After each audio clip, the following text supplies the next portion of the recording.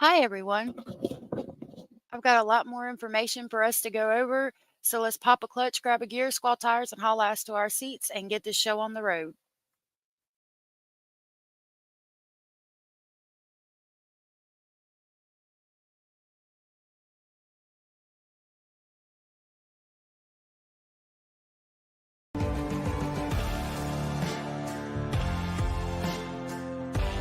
This is a true crime discussions channel.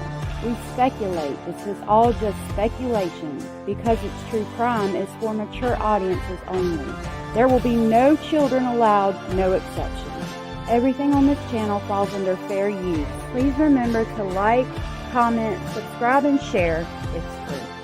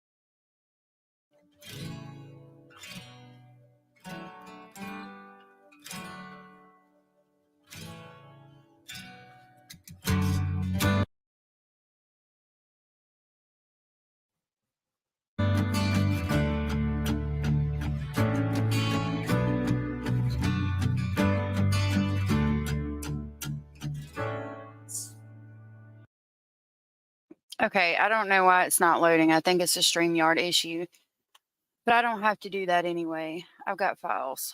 So let's pull those up.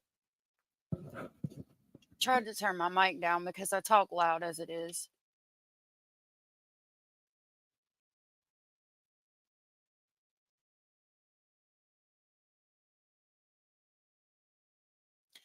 Sorry, I had to clear my throat. Let me clear my throat.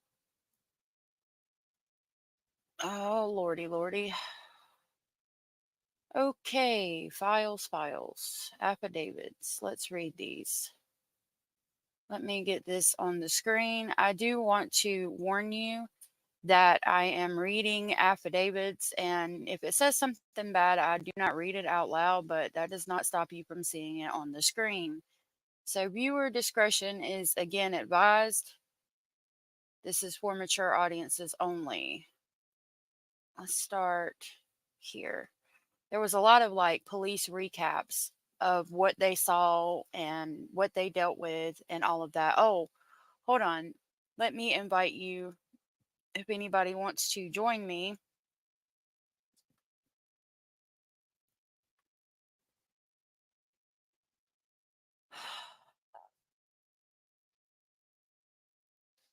On stage. Thank you, Solistic Glow, for letting me know you could hear me. Yeah, I have full internet and it's showing that like my internet on the stream is like barely anything, but my internet is good. So I don't know what that's all about. That is the link if anybody wants to join me. I haven't done that yet, so we'll definitely try. Okay, so this is going to be maybe a canine. Okay, so the narrative says on February 28, 2024, at approximately 1935 hours, I, Deputy First Class Renee, was contacted by Corporal Alexander from the Homicide Unit. Corporal Richards requested assistance with utilizing my canine partner, Canine Archer, to conduct a sweep of 2 vehicles for human remains. Due to the fact that Canine Archer is trained in human remains detection, I then responded to the southern fenced-in parking lot of the Orange County Sheriff's Office. Central Operations located at 20:05 hours, I conducted a sweep of the first vehicle, which was a 2010 silver Lincoln bearing Florida tag. That's going to be Mr. Stern's vehicle. Canine Archer did not give a final alert of the 2010 silver Lincoln. At 22:10, I then conducted a sweep of the 2022 Nissan sedan with Florida tag. Upon conducting the sweep, Canine Archer showed a change in behavior, then gave a final alert by the rear passenger wheel well. I informed Corporal Richards of the results. The sweeps were recorded on my agency issued body worn camera. And I do have that somewhere, but I haven't quite figured out all of these files yet. So I would love to see whose vehicle that was. Because there's been rumors that Jennifer's vehicle hit. And I don't understand again how, if she's innocent, her vehicle is hitting on things. But I don't know if you saw my other video where she talks about the abuse that Madeline endured at the hands of Mr. Stearns was not evil, but the act of what he did to her was. Um, my theory on that is that, unfortunately, I don't know who, what, when, where, or why, but if you look at the way she is consoling him on the interview that she gave to the news channel, she's consoling him like a mother would a son. Um, I don't know if at some point he might have confessed his love for her daughter, and she somehow thought that two people, even though they ranged so much in age and it was such a difference, and it was her daughter, and her daughter was a freaking 8, 9, 10, 11, or 12-year-old, but that it was okay for them to be in a relationship. I question that. That is my thought, my opinion, my theory. I don't know, but it all seems a little weird to me. And I don't know what you could come up with. Like what other answer is there to this? Um, I would love to hear other people's theories on it, but I don't know how else you could be okay with it because it talks about there's rumors of Madeline been given like tranquilizers and things, and unless Stephen Stearns was on a bunch of tranquilizers or sleeping medications, I know Jennifer was. So where was she getting this? Um, there's also been a rumor about his Google searches, asking about do certain tranquilizers show up in drug tests? So why was he worried about her being drug tested unless he knew what he was going to do and it was premeditated? I know that she had been talking about her crush for a while, and if you think about it, any kind of crush she had on another little boy, I think the things that were going on would have come up um, by her talking to him or even reenacting some of the things that were going on in her house. And I guess that was an issue for Stefan, although if you think about the time per crime, the time that he would have got for what he did is a lot longer than the time, unfortunately, he would have got for what he was originally doing. And I'm not going to, hopefully, you can pick up on those innuendos. Although I think the crime for both infractions should be the same. So this one says on February 28, 2024, the Orange County Sheriff's Office was canvassing the area of Hunter Creek Boulevard and Town Loop Boulevard in referencing to a missing juvenile under this case number. During the search in the field area near Esmeralda Drive and Taranga Drive, just northwest west of the field, the emergency response team located a clothing article later described as a white t-shirt. And we have looked at those in some of my past lives on this. I don't know if I can pull them up now because I had sent them to myself. I will see if I can pull that up in just a second. As a detective for the domestic crimes unit on the scene, I responded to the above area. I photographed and collected the white t shirt found on the ground. I also collected multiple footage from a stealth camera in the area. That was the trail cam we saw. The footage shows multiple 10-second footage of random people walking and deers activating the camera. The footage started on February 23rd and ended on February 28th. All photographs and evidence were collected and will be submitted into evidence. Let's see what this one is.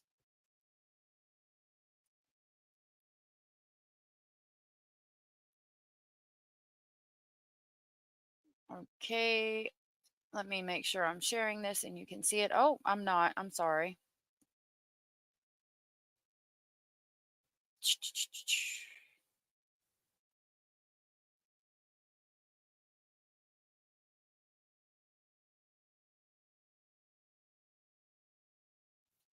I apologize if you couldn't see that one, but I wrote what it said. So this one says on February 28th, 2024, at approximately 1940 hours, I, Deputy C, spoke contact with a caller who stated she may have seen a missing juvenile on Monday, February 26th. Our investigation revealed on February 28, 2024, at approximately 1940 hours, I, Deputy C. Vasquez, spoke with a caller who stated she may have seen missing juvenile on Monday, February 26th. The female caller stated on February 26, 2024, at approximately 1330 hours, she was driving on Hunters Creek Boulevard and noticed a young girl crossing the street. She stated the young female was wearing a green hoodie and carrying a backpack in one hand and a plastic bag in the other. She was unsure of the color of the pants the female was wearing. She said it might be white or black. She also stated the backpack was cream colored and her shoes were white. She stated the female was crossing Hunter Creek Boulevard from the north side to the south and walking east towards Orange Blossom Trail. She stated she remembers it was by an old golf course that was in the area. She stated the female was alone when she noticed her crossing the street and that she was driving by when she saw the female. She was unsure if it was positively her, but wanted to share the information as it just came to mind. Sex Crimes was notified and will be routed to SMEX Crimes for further oh my gosh, investigation. This concludes my involvement with this supplement. Okay, so let's look at another one. I've got to figure out how to stop like dropping that. So let's try this. We're going to share this and then I'll try to share the other screen. This is new to me, so please bear with me while I try to learn how to do all of this. Okay, this is the incident about the dog that we just read. See, no, I should have been able to just push stop sharing, I would think. Okay, so let's try this one.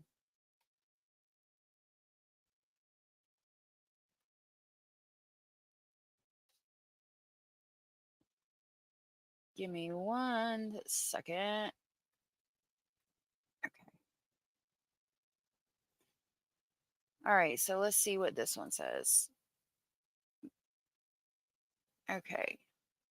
So it talks about squad cars, I do believe, and it says property summary, clothes, furs, gray graphic tank top that says infinite. I think this is about the picture we saw where the shirt was laying by the river.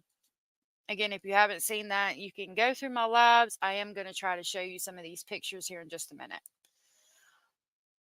While conducting a canvass in the area of Gateway Avenue and Guilford Boulevard, Orlando, Orange County Sheriff's Office Detective Christine and I discovered a gray graphic tank top near the bank of a retention pond that was located approximately 50 feet east of the aforementioned intersection. The shirt was approximately 10 to 15 feet west of the bank of this retention pond. The graphic shirt was photographed and later placed in secure Orange County Sheriff's Office evidence locker. So that talks about the shirt. I hate that I have to keep doing it like this.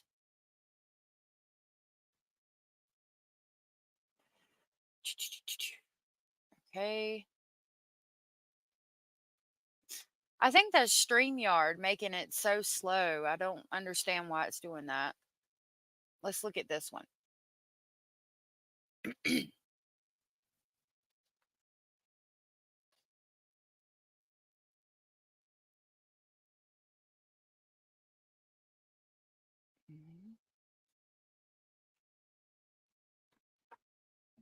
What on earth? Like, I have full internet right now, and this is not even YouTube. Like, sometimes it glitches on YouTube, but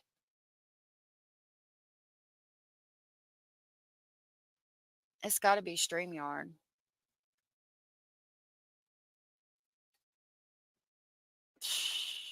Let me try again. I sincerely apologize.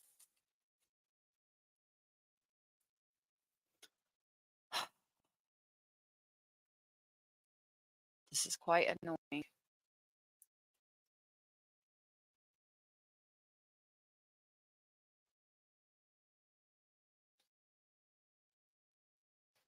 Okay. We're getting there. Okay, so this one has a redaction. On Thursday, February 29th, 2024, while conducting a canvass in the area of Gateway Avenue and Orangewood Boulevard, I, Detective Alicia, located blank cameras at Exxon gas station on Gateway Boulevard, Gateway Avenue in Orlando. and then it's redacted. Upon review, I located what appeared to be a silver car traveling eastbound at approximately 9:16 a.m. on February 26th. The vehicle appeared to have no tint on the windows, as you can see through the windows as it drives by. A copy of this video was submitted to Axon. This concludes my involvement. You know, they talk about him driving around with her in the car, supposedly sleeping. But we all know that unfortunately this baby was not sleeping.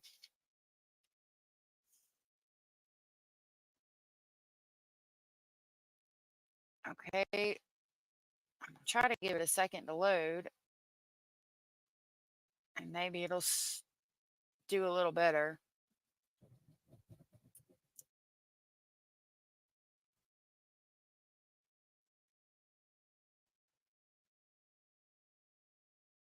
Maybe put some music on in the background. Heck, that might make it go slower.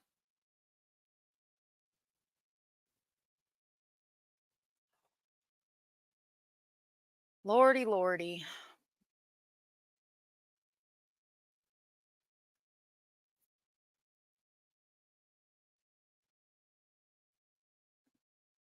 Let me try to move my internet box and see if that helps us at all.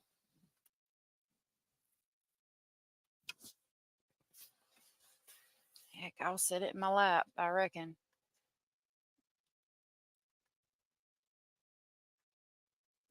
Try to get some music going since this is wanting to be completely ridiculous.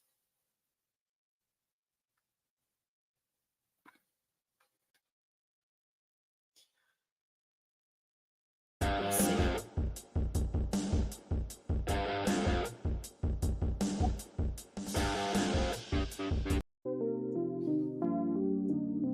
Oh, yeah.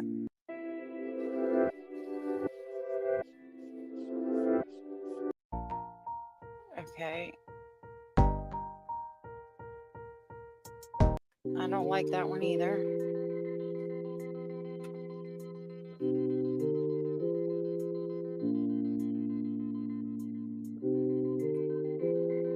Okay, I'm going to turn this down a little bit. I don't know if anybody can hear that, but if you can, somebody let me know. Okay, on Wednesday, February. Let me turn it down just a little bit more so you can hear me a little better. Oh, not that much. Okay. On Wednesday, February 27th, 2024, I, Detective Freeze, responded to the area of Los Palma Vista Drive. Upon my arrival, I made contact with Deputy Andrew, who advised me that pieces of unknown article had been located near the pond that's behind the residence. And other homes in the neighborhood. Photos of the item were taken. Contact was made with the homeowner, who advised she did not recognize the article. The article is a soft cloth material which is yellow in color. The item was ripped into 3 different pieces. Oh my goodness. This concludes my involvement on the case. That's interesting. That shirt didn't look like it was ripped, and of course they're not going to send me everything.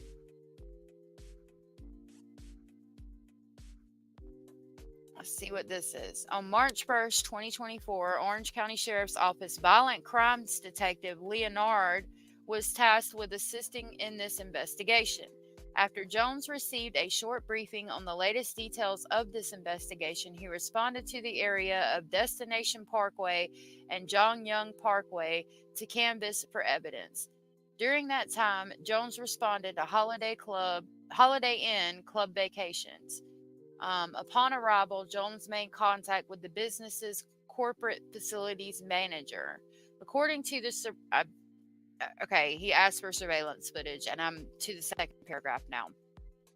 According to the surveillance footage, Jones discovered that at 9:40 hours, the target vehicle, the silver gray Lincoln, turned onto the above business property from Embassy Avenue and then proceeded to their parking garage.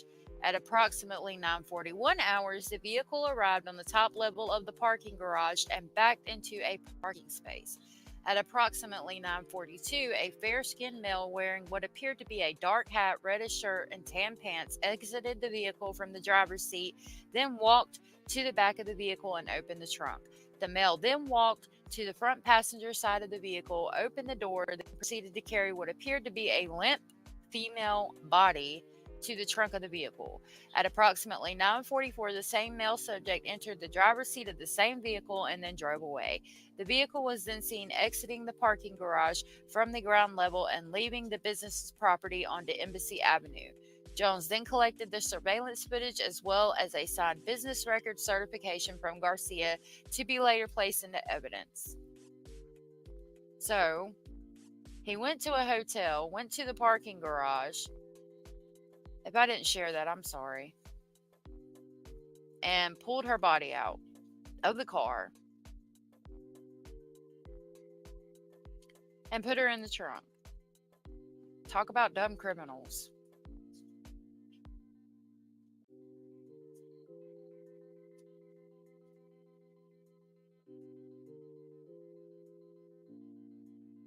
Boy, like with this elevator music and this going slow as crap for whatever reason, I guess it's like perfect.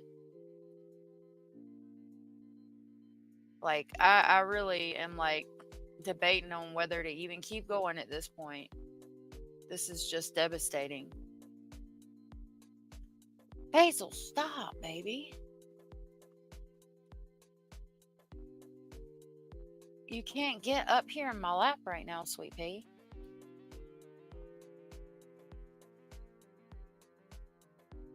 Okay.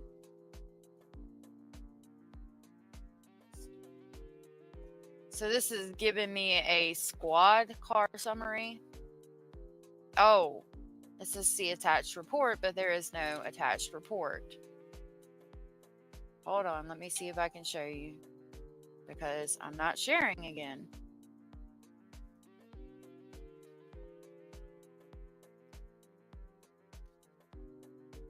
So it says see attached report, but there is no attached report.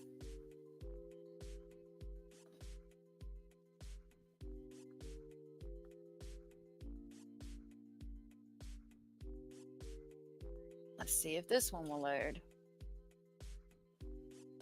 Okay.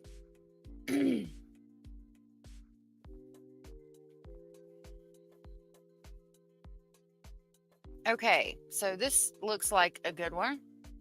On February 28th, Detective Robert Fisher responded to the redacted in Kissimmee for the purpose of distributing missing persons flyers and reviewing the video at the complex to look for relevant content. Upon arriving at the complex, I passed out flyers at the following addresses. I then went to the office to review video. I observed the following. On February 26th, hold on, let me try to scroll down so I can get all of it. On February 26, 2024 at 7:35 hours, videos that captured the trash compactor on the property show a male determined to be Stephen Stearns wearing a red t-shirt and dark color hat, worn backwards, arrived in the silver Lincoln sedan. Stearns threw a white trash bag filled with items inside the trash compactor before pulling away. A female believed to be Madeline is visible in the front passenger seat. Her head is visible tilted on her left shoulder, and her mouth was open. She was belted into the seat. At 8:19 hours, the Lincoln sedan appears at the front gate where the driver, Stearns, interacted with a security guard before being allowed to enter the gate at the front complex. Additional video collected from near the rental office, which captured the roundabout, showed the female, believed to be Maddie, in the same position as the previous video at 7:36. At 8:31, the silver Lincoln exited the back gate. The video captured the female still in the same position as the other videos, still in the front passenger seat. Due to difficulties with the wireless cameras at the rear of the complex, I was not able to obtain further video of the vehicle entering or exiting the back gate. Reviewing the front gate video, I did not observe the silver Lincoln come to cake through the front gate between 8:30 and 16:40. At 16:35, multiple cameras captured Stearns arriving to the trash compactor in the silver Lincoln sedan. Stearns is wearing what appears to be a blue shirt and a dark color hat worn backwards. Stearns walked to the compactor, opened the door, and returned to the vehicle. Stearns removed a damaged tire, what appeared to be the tread of the tire with no walls. Stearns threw the tire into the compactor. I submitted the video, which I captured on cell phone, to evidence.com under this case number. AI videos were exported to a USB, which I will be providing the Kissimmee Police Department. I also collected the visitor log records from the complex. All videos and documents will be turned into Kissimmee Police. Well, that's interesting. We didn't know that Mr. Stearns had thrown the tire into the compactor and that he visited the compactor twice that day. I think we knew about her book bag and things, which I'm assuming is what was in the white trash bag. This one's long. So this is Sex Squad Crimes.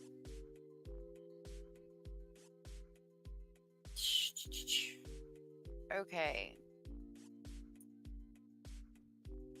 This is a long one. Several pages. Give me just 1 second. All right. So let's see what this one says. On February 28th at approximately 7:38, I, Detective Julie, responded to in reference to assist Detective Maria with a search warrant at the residence. The above residence was located within the blank association. Below is a synopsis of my involvement in this case. Scene security is where we start. When I arrived on scene, the Orange County Sheriff's Office, Corporal Kenneth, and detectives from the Kissimmee Police Department were searching the scene. I assisted with maintaining scene security until the Orange County Sheriff's Office Forensics Unit responded to process the residence. Prior to conducting the search, detectives at the site of the search were notified by detectives at OCSO Central Office Operations Building that there was evidence of sexual abuse towards Madeline Soto at the hands of Stephen Stearns, 37-year-old suspect. The evidence was located on Stearns' cellular device. Some of the sexual abuse appeared to have occurred at the residence or address. At approximately 9:54, Stephanie Soto and Juan Soto Jr. approached the detectives on scene. I spoke with them, and a portion of our conversation was auto-recorded by Detective Matthew Chang. Stephanie and Juan requested an update and said detectives had already interviewed them. They did not have additional information to provide that was not already known. Stephanie and Juan were visibly emotional and appeared concerned for Maddie's well-being. Stephanie said she did not believe Maddie ran away because she did not believe Maddie would do that. They did not know of any reason why would be upset. I'm assuming why Maddie would be upset. To their knowledge, Maddie had not been in communication with any of their family members since she had been reporting missing. So this is the next page. Okay, execution of search warrant, room number 4. At approximately 11:30 hours, I assisted with searching a room in the residence on the second floor identified by a chrome number 4 on the outside of the door. Inside the room, I located a black backpack which had an orange bottle of, quote, solo lotion in it, and we saw the pictures of that in the other live. The back of the bottle identified the product as Spankin' the Monkey Cream. I photographed the item and pointed it out to the crime scene investigator, and she collected it. At approximately 11:50 hours, Detective Leonardo Detective Matthew and I made contact with Detective Tangler and Detective Kyle via the phone. Via a video call, they showed us digital photographs of Stearns sexually abusing Maddie. The purpose of viewing the child's sexual abuse material via video phone was to ensure correct evidence was collected and preserved to the best of our abilities. We examined the clothing worn by both Maddie and Stearns, along with surrounding items such as sheets, blankets, and other articles of clothing. We were able to identify some of the items seen in the photograph in a downstairs area that was previously described by detectives as Maddie's room. The space appeared to be the living room of the apartment turned into a bedroom with a folding room divider between the bedroom space and the kitchen dining room area. This area was located on the far right of the apartment's first floor when you enter from the front door. The items we located were documented and collected by CSI Janik. At the conclusion of the search, I made this is called contact with Ray Orts, operations manager for security. At the conclusion of the search, I made contact with Corporal Evan via the phone. Corporal Avilia notified me the front office staff of the complex had been working on providing video surveillance from the complex. An unknown staff member stated the process to provide the video was going to take approximately 6 hours due to how it had been viewed and downloaded from the system. At approximately 13:45 hours, I made contact with Ray Orts, who identified himself as operation manager for security. I provided Ray with my direct agency phone number and requested he notify me immediately when the video surveillance was ready to be collected. I did not hear back from Orts, but later I found he had been in communication with other OSCO detectives. After speaking with Orts, I went to OSCO's Central Operations Building. While there, I maintained security outside of an interview room where Stearns was located and was waiting to be interviewed. KPD detectives interviewed Stearns, and I monitored a portion of the interview electronically from a room nearby. At the conclusion of the interview, I assisted KPD detectives with the collection of photographs, clothing, and DNA evidence from Stearns' person based on a signed warrant they had. I located a black freckle mark on Stearns' member that was visible in some of the photographs and videos found while examining the photographs and videos of Stearns sexually abusing Maddie. In the photograph used to compare the mark, presumably Stearns is wearing a red and white Deadpool shirt, which was seen in multiple photographs where Maddie was being sexually abused. I personally do not think Deadpool would approve of you wearing that shirt, you sick bastard. OSCO's CSI Ivory collected the evidence. The collection was conducted on the same audio and video recording as Stearns' interview. At some point, while Stearns was in the interview room, I took a vape pen from him, which I discarded in the trash at KPD's direction.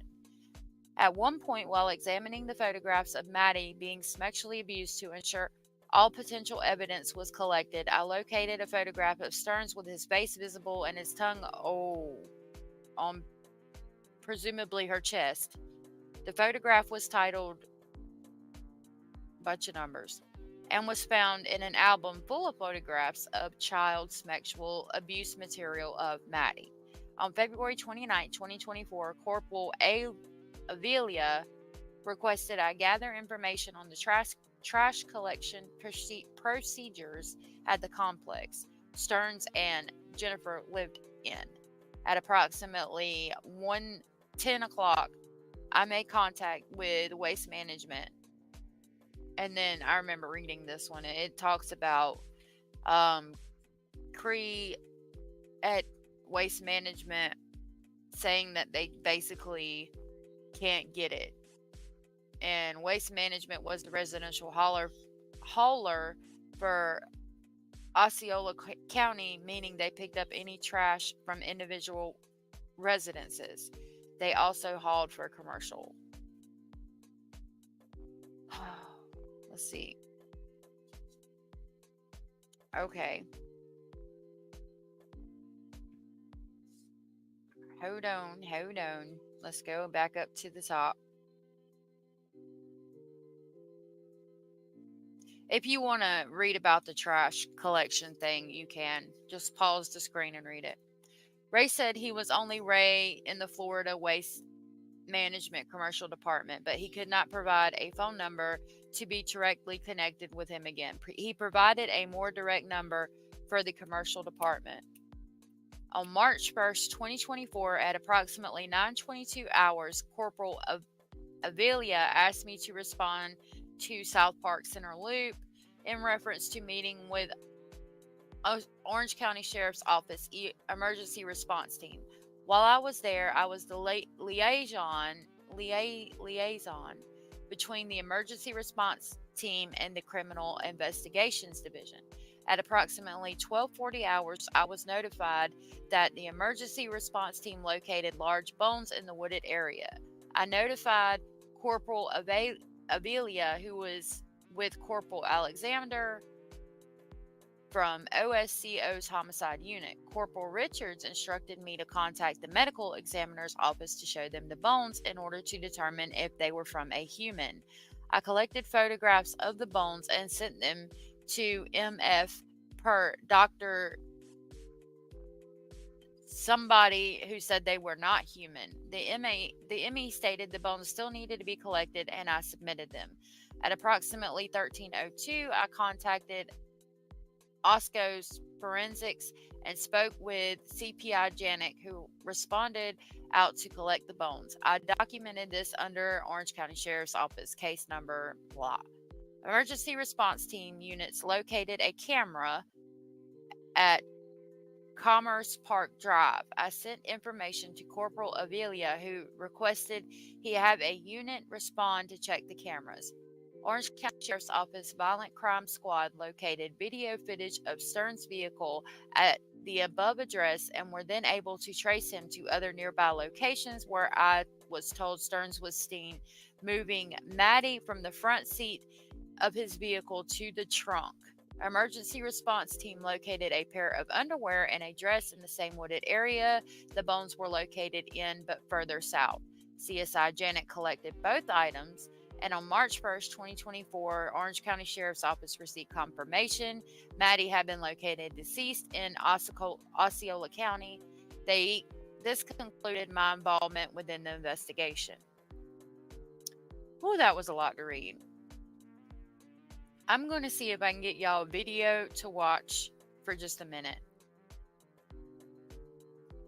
So I'm going to share. I know I'm not sharing right now. Give me just a second to pull up my files and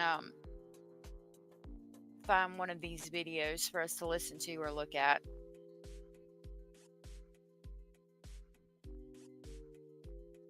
I have to make sure because some of them are like, here's a 4-minute one. So let me share this with you guys real quick and we'll play it. Hold on just a second. It's titled Felony Crime. So let's see what it is. Make sure y'all can see it. Yes, you can. Okie dokie.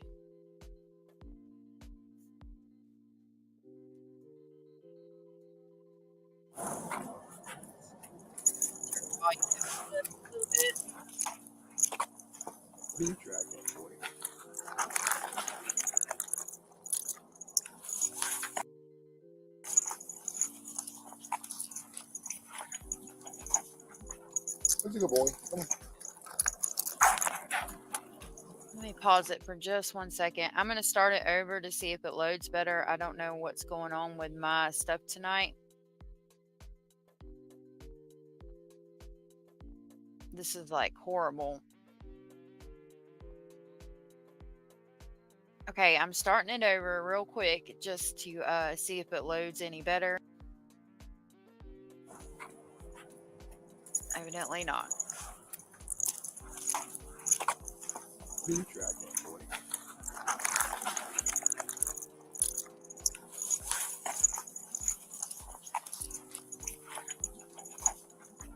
That's a good boy. Come on.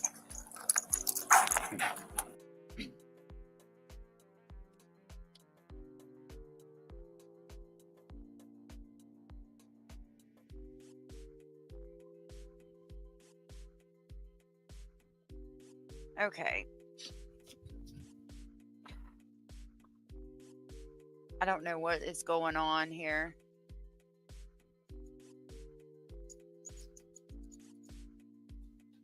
So that was the dog searching. Let's see if we can get an audio. Oh, okay. Let me show you this real quick.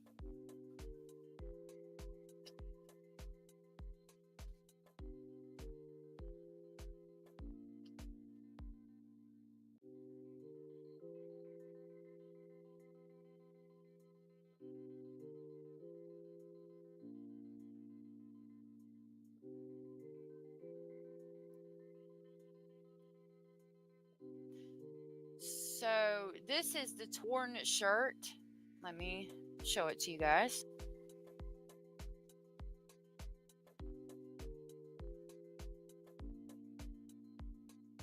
This is the torn shirt that was located by the retention pond that we were just talking about earlier. The graphic tee that they were saying was gray or yellow and said some infinite, I do believe, on it, that they said was torn into 3 pieces. Okay. So let me see if I've got another one of the white t-shirt. The white t-shirt one, I think I had to find on my phone.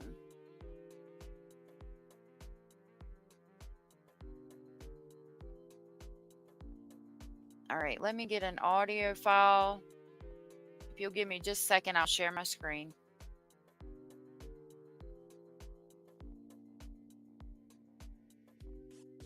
Oh.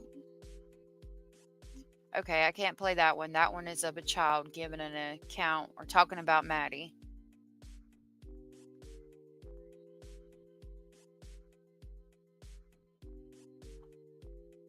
Okay, so that one sounds like it's of a child again. Hold on a minute. Trying to find something.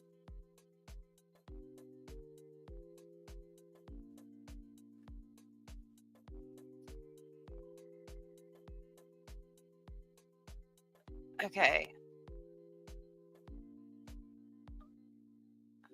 Let me share this with you. Hold on.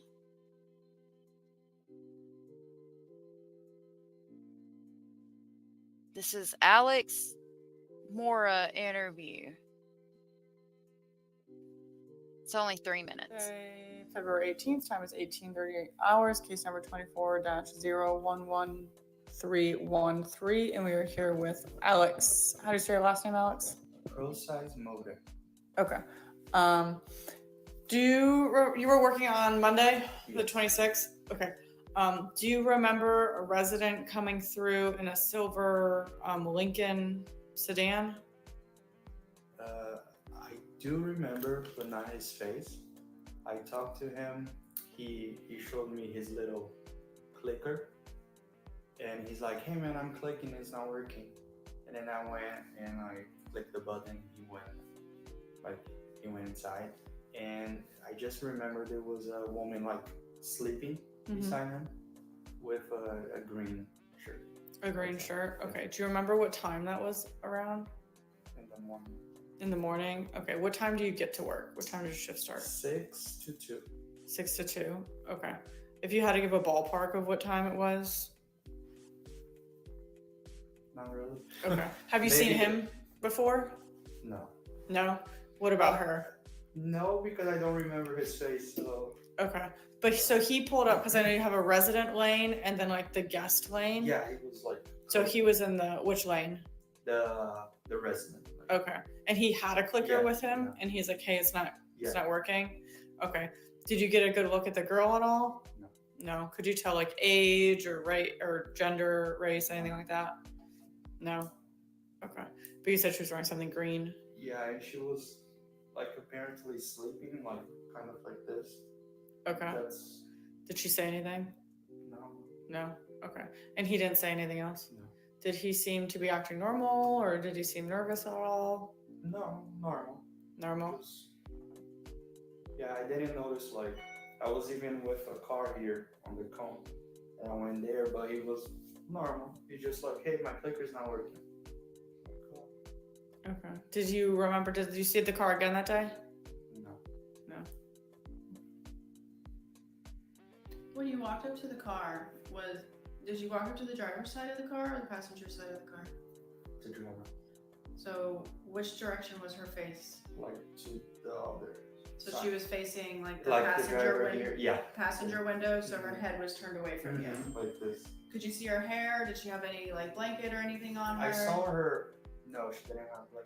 She had just like her hair, like this. Okay. So covering like maybe Yeah. half of her face? Yeah. Okay. Like I couldn't see her face. It was just like turning with the hair like this. Did you see her move at all? No.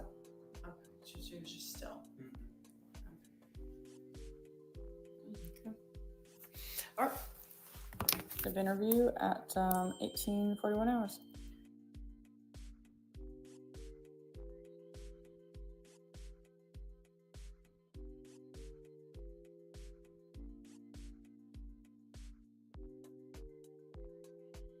So that's interesting, right? I mean, that's the security guard at the gate with Stephen Stearns driving through with Madeline supposedly sleeping, but we all know now that she was not sleeping.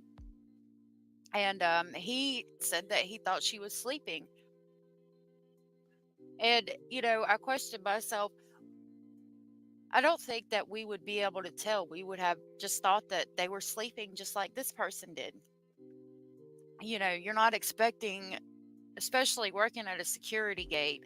I'm sure you see people driving through all the time, and maybe somebody's just come back from a dentist appointment or a surgery or even kids going to school, like supposedly she was that morning, and you saw them pretending to sleep. You would think they were asleep.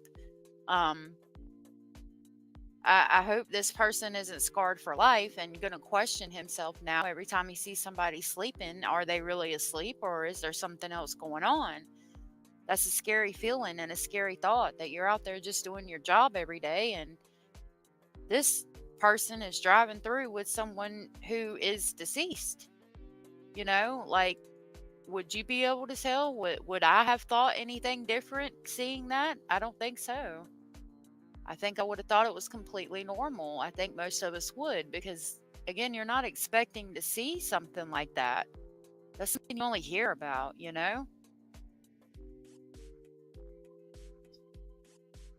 So let's see what this is an interview of. Let me get it pulled up for you.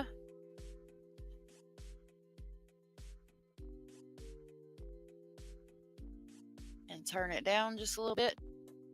Okay. The time is 15:20 hours. It's reference to Orange County case number 24-011313. I'm Detective Bradshaw with the Orange County Sheriff's Office. Sir, can you state your first name for me, please? My name is Italo. Spell it for me.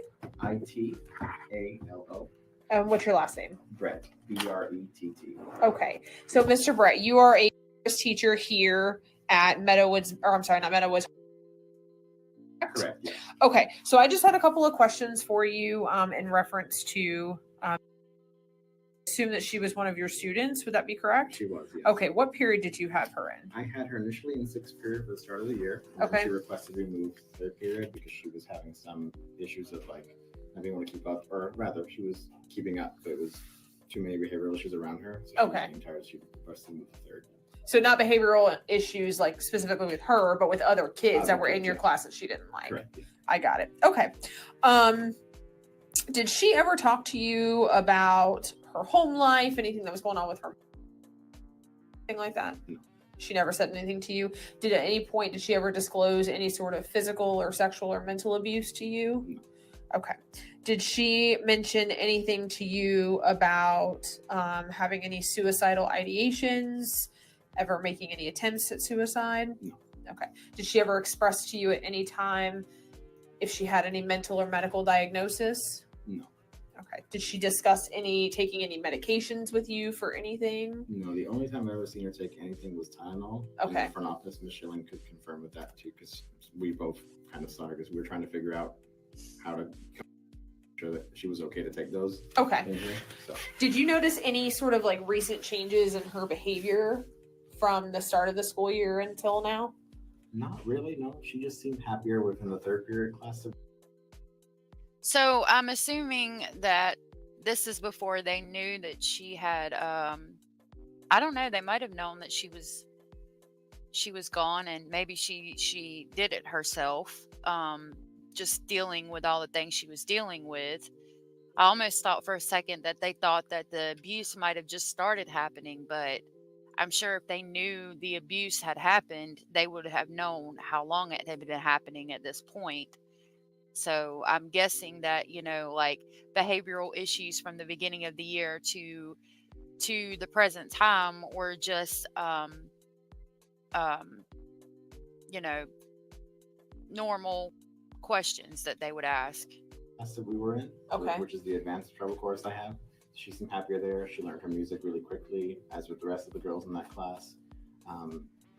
She usually is very participatory. She's usually up performing with us. She doesn't miss a concert. She doesn't miss anything. The only thing I guess I could note is like on Friday she was sitting, but that a lot of the girls sit at random times, and that's related to either they have cramps or whatever. So I didn't think that was odd, but she usually is up and participating and active. She didn't tell you that anything was wrong on Friday? No. Okay, she didn't mention to you that anything had been going on or that she was feeling sad or down or anything like that? Okay. And you haven't, in your opinion, you haven't seen her have any sort of signs that she's been depressed since the beginning of the school year at all, or any suicidal? Like, she just seemed pretty normal, very, very happy, easy making her friends. I would say she bloomed a lot more in third because she had her friends there. So she was more outspoken and more confident. She's very helpful in my class. She even organized my piano once because it was all papers on top of it. She put it all together. She wanted to do that. So, that's not noticed anything off about her. Okay. Now, I don't know how you do your grades or anything like that in your class. Has she declined at all in her participation, like in her grades, anything of that nature that you've noticed? She maintains pretty steady, and I just grade participation if you're standing and performing and the concerts. So I've not noticed anything of decline. She is there. That the only time, and even on Friday when she was sitting, I think she was still singing with us. She was just sitting down, which was the only thing, That was different. Yeah. Gotcha. Okay. How about her? You've never overheard her talking to her friends about anything like that at all? When I send a message talking points or whatever, she reads them. I got her before to me on Monday. Those evening. are redactions, not me. Wasn't home yet. Okay. She was like, "Hey, it's school today," so she, so she knows, she can reach out to me and it's open to do so and anything because she's always involved. So. Okay. So since the beginning of the school year, more so happy now that she's in your third period, able to make friends. She's pretty consistent. So nothing out of the ordinary that you can think of off the top of your head that would be alarming or alarming. The most alarming thing I've seen was the message that Monday she was missing. So okay. And what was that message? I can read it to you. Okay. Talking points. So this was through the app Talking Points. Talking Points is what the district and the county uses to communicate between teachers. Okay. It's faster than emails, just texting. So that's loading. So on Monday, February 26th at 5:36 p.m., she said, "Hi, make it to school today. She hasn't made it home today." Then at 5:53, when I was able to reply back, I said, "Hi, Ms. Soto. I don't know. Checking Sky where she was absent for periods 1 to 5 and period 7. Period 6, I guess, hadn't marked her, but that's not really so strange because sometimes teachers just forget. That happens. So, but yeah, I told her, that's very alarming. Just, please keep me informed. Then I reported it to my teacher mentor. So, and then she reported it to Kelly Armstrong and everyone else in the school. And I guess she'd been waiting for the police for a while. So we kind of talked a little bit then. I asked at 6:20 she was home yet, hasn't made it home yet, waiting for the police, and then I've heard cop trying to speed things up, but that was it. So then I haven't reached out back because I'm trying to give her space. So okay. Is there anything else you can think of that I haven't asked you that you can recall right now, or anything else you want to tell me? Nothing comes to mind. I think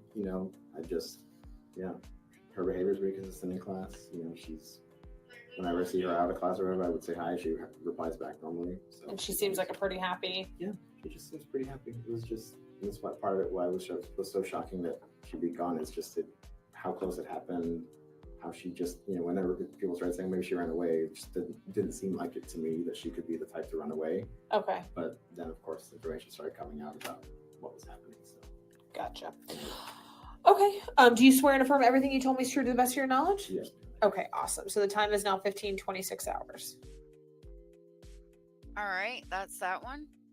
Let's listen to one more. Oh,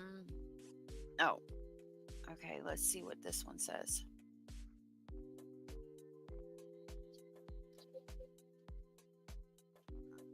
Okay, hold on. All they've done is introduce themselves, and she's about to say the case number.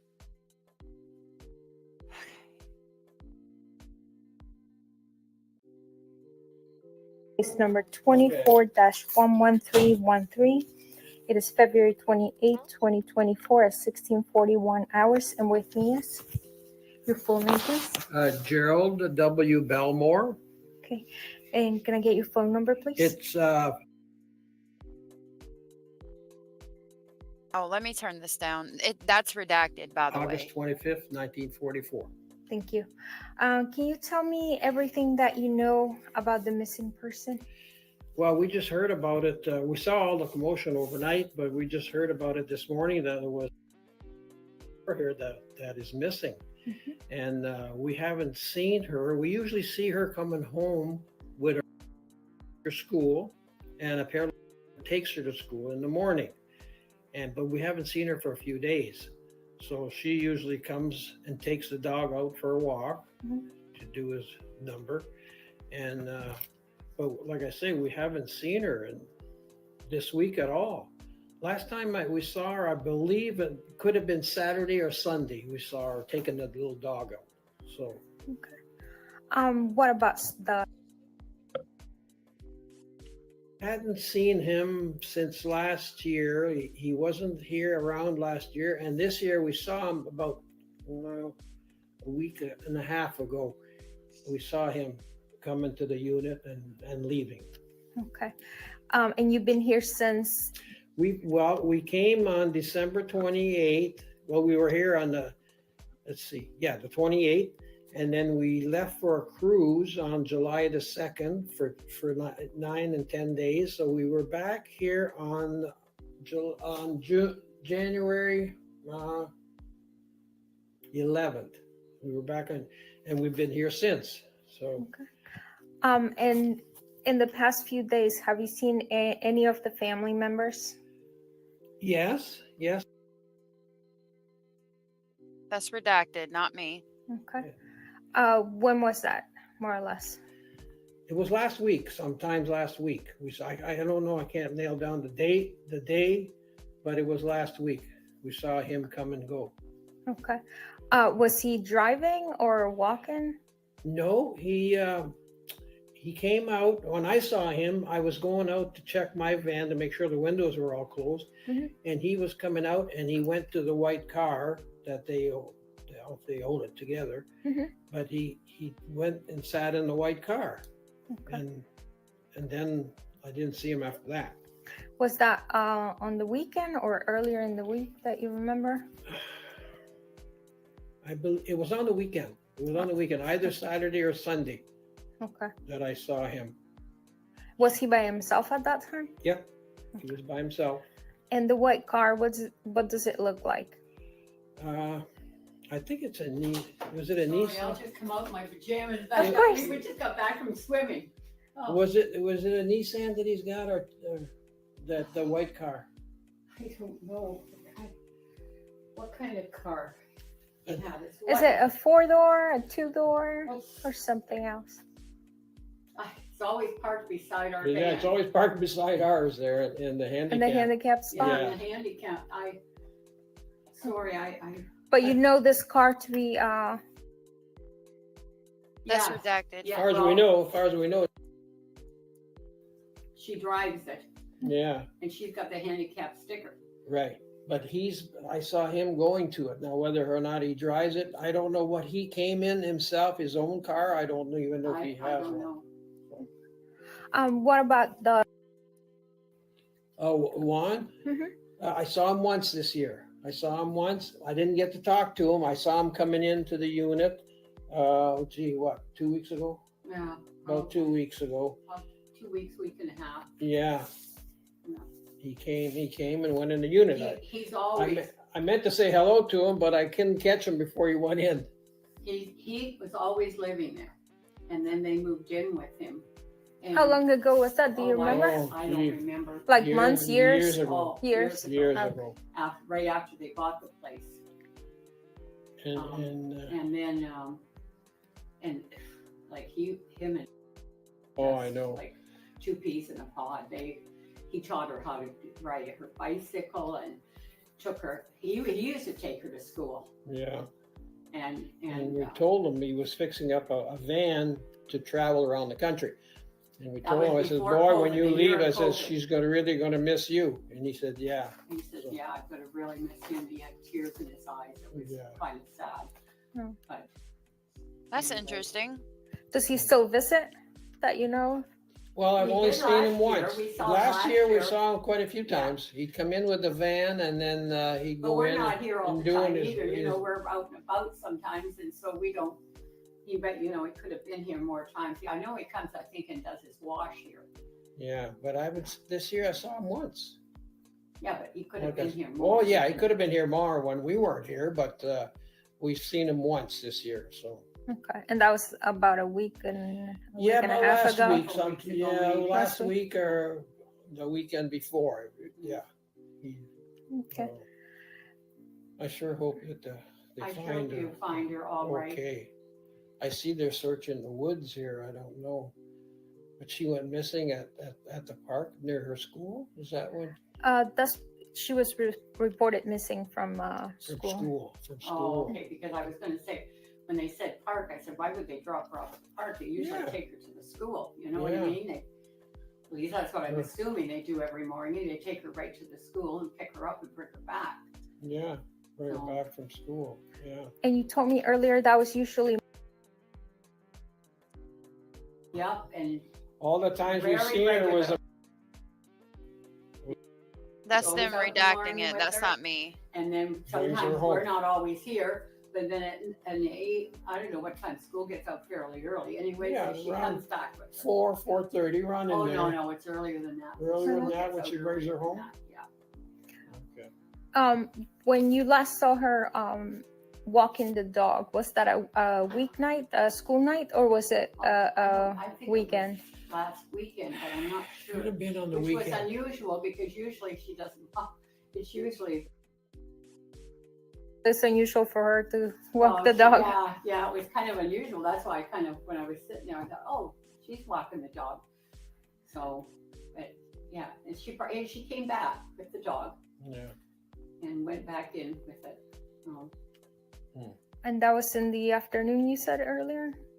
It was Yeah. on the weekend sometime. Yeah, I but think. I think it was in the afternoon. Pretty sure it was in the afternoon, as far as we know. When you remember what he was wearing that day? Oh. He wears a cap. Yeah, And he wears actually, a- it was backwards. Oh, was Because- it? Oh, yeah, I didn't it was notice that. backwards. So the thing was in the back. Mhm. Yeah. Oh, I don't know what he had on. I can tell you what he had on. Okay. Anything else you can think of that might be important for me to know? Well, you saw 3 people come in and they Yeah, were but greeted that at was on the Monday. That was Monday. Monday. Was it after she was reported missing? Or? Well, I guess so. And all I saw was somebody hug somebody. In the doorway. Yeah, I couldn't tell who it was they hugged or what. I just saw Mhm. it because I was sitting there and I when somebody walked by to kind of look. Yeah. And I kind of looked and there were, I think there were 3 and I know there were 2 adults. I don't know if there was a child with them or if there were 3 adults. I can't, because I didn't pay that much attention. Can you tell if there were males, females, or There was anything? 1 male and there was a female and I don't know who the other, I can't remember. If you had to guess, what time of day was it? I don't know. I thought it was kind of unusual because they don't usually, the only people that go in there are the renters. Yeah, they're the people that live upstairs. The people that live upstairs and one has a son Yeah. And the other lady's by herself, I I think. think so. I've never Yeah. seen her with anybody. So, no, I can't. I wasn't, you know what I mean? I wasn't paying that much attention. I just kind of caught my eye when 3 of them went. And I'm sure now that you told me that she's been missing since Monday, I'm sure it was a relative that probably came. Yeah. Maybe her sister, because she has a sister. So Because that was on Monday, wasn't it? I think it was Monday. Yeah, Yeah, 'cause you were so gone. that they probably noticed her missing, so probably told relatives. Yeah. So, Okay. yeah. Could you state your full name and date of birth for me? Yes, it's Barbara Belmore. I'm born December 4th, 1946. And I'm a Canadian. Can you raise your right hand for me? Oh, my, Do you swear and affirm everything you told me is true and correct? well, I'm not sure because You're But guessing. insofar as you remember. as I remember it, but I wouldn't want to, specific times or specific Of course. dates or anything. No, I understand that. Sir, can you raise your right hand for Yes. me? Do you swear and affirm everything you told me is true and correct? Yes, as far as I know, everything is true and correct. What I need. Thank you. I'm ending my recording at 16:51 hours. So that was with a neighbor. They sound sweet. It sounded like Steppen used to be there quite a lot and more recently was not, which we kind of knew already. So let's see what this one is. If you hear something, I am pulling. I'm pulling mint off because I'm gonna make some jelly. So I don't know if you can hear that, but I apologize if you can. Let me share this recording.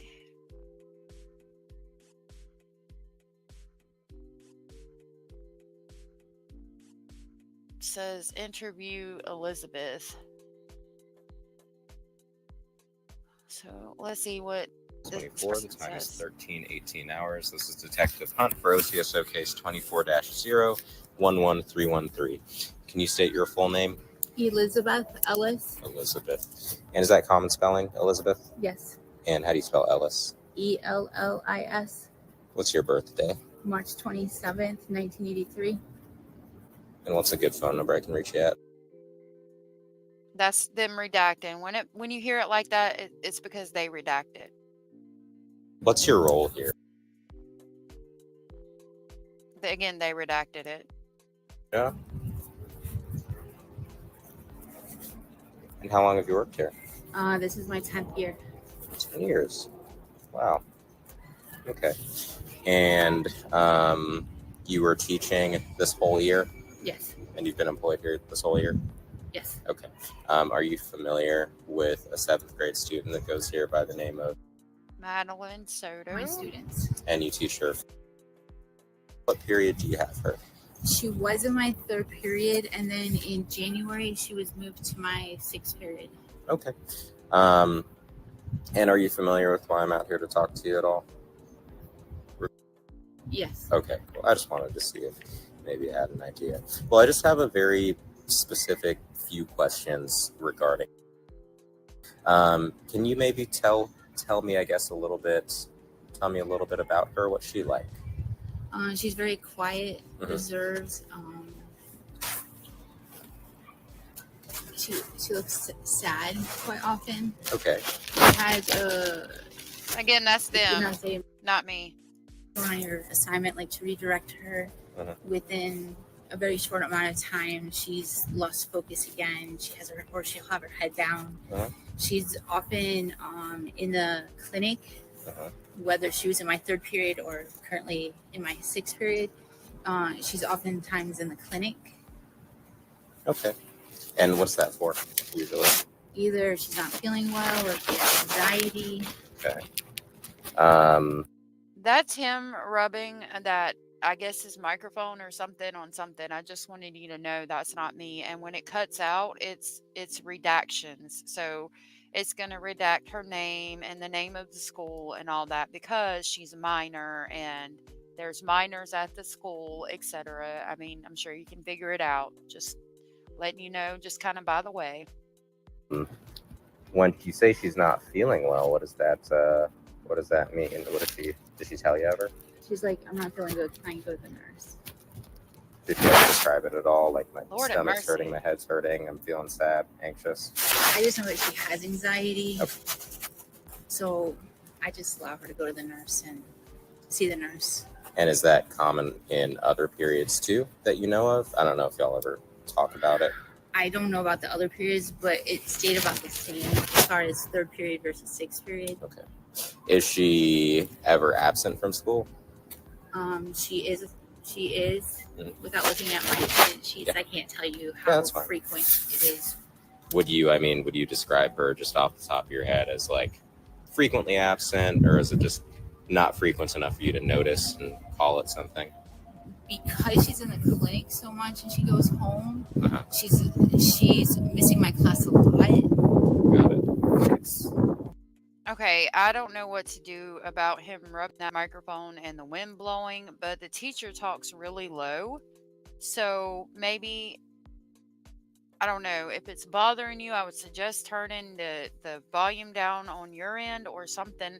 I don't want us to miss what this teacher is saying, but it's really loud and I'm scared to turn it down. So I guess I'm going to keep it like it is and just try to turn it down if you need to. So whether she's gone home or she's still in the clinic, she does miss my class a lot. Okay. So you said normally she's very quiet and reserved. How long have you known her for? For the school year. This is the first year you've taught her here? Is she a new student here?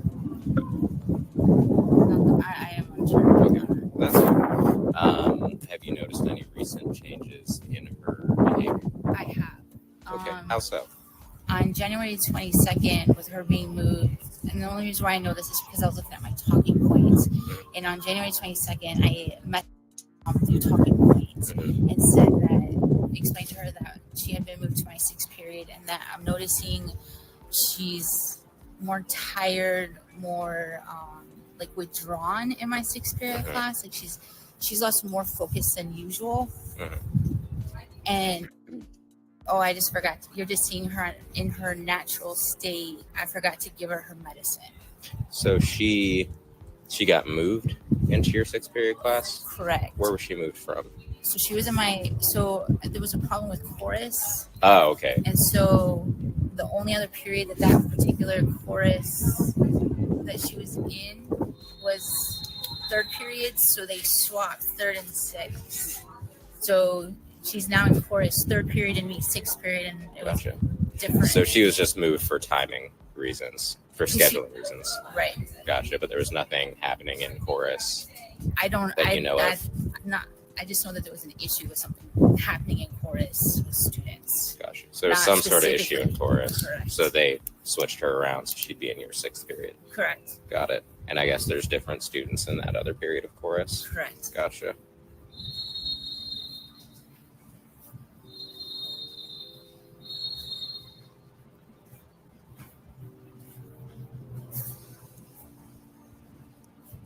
Sorry, gotta make sure I write. You're fine.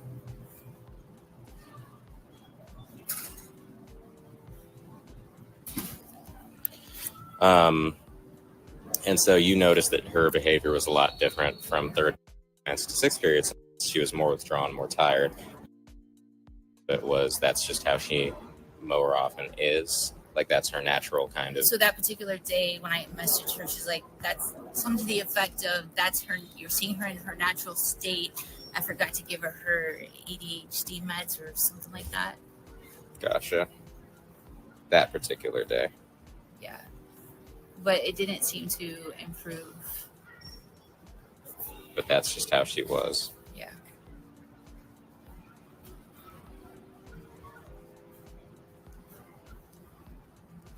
Okay. What about her grades? How have they been? So all year they've been DF. Okay. And in the past, like she wouldn't do all of her assignments, but like every couple of assignments she would do one. But lately, since moving into my sixth period, she hasn't there might be 1 or 2 assignments that she completed since moving into my 6th period till now. Okay.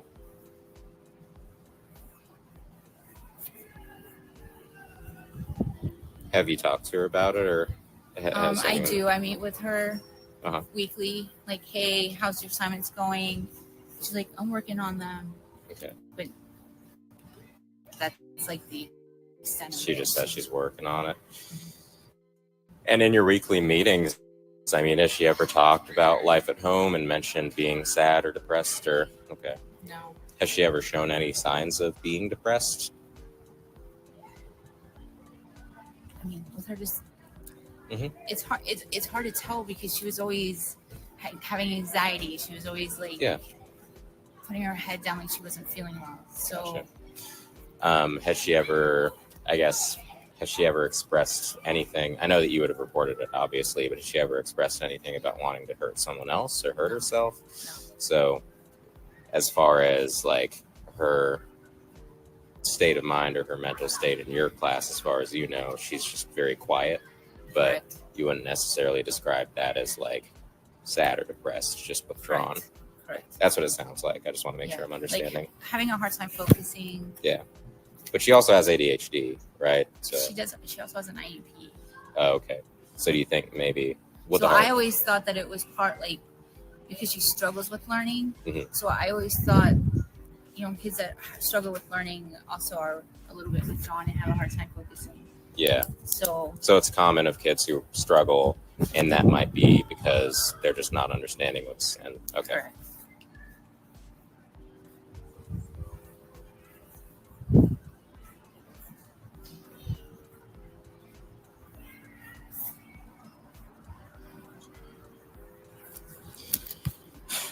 So this has given us an idea of what she was like on a daily basis. I'm trying to be quiet because I think it's important information.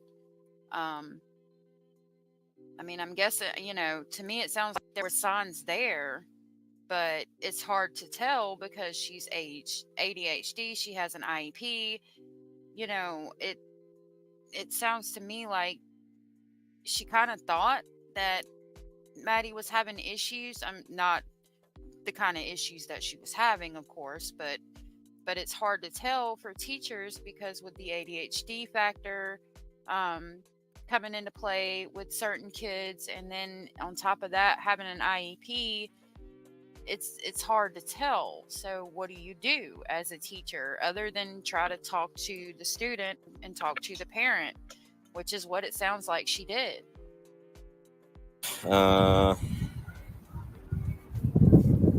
So it doesn't sound like her grades have necessarily declined, but they were never. It's been worse this quarter since being moved in January to my 6th period. Okay. Has there, and you've only known her for this school year, so it's only been what, 6-7 months? Yeah. I guess, has there been any, aside from being moved to your 6th period, has there been any other notable shift in behavior that in your experience might indicate something's happening at home, or in your experience that there's something more going on? Okay. So nothing has kind of raised any red flags with you that there might be something happening? The only difference is from when she was moved to my 6th, I did notice that the behavior changed, and that's why I was okay. Yeah, I get it. Any other interaction or involvement with you specifically, or any other conversations? We've had other conversations about her not passing my class, and hey, she's missing these assignments. And what's her what'd she say to that?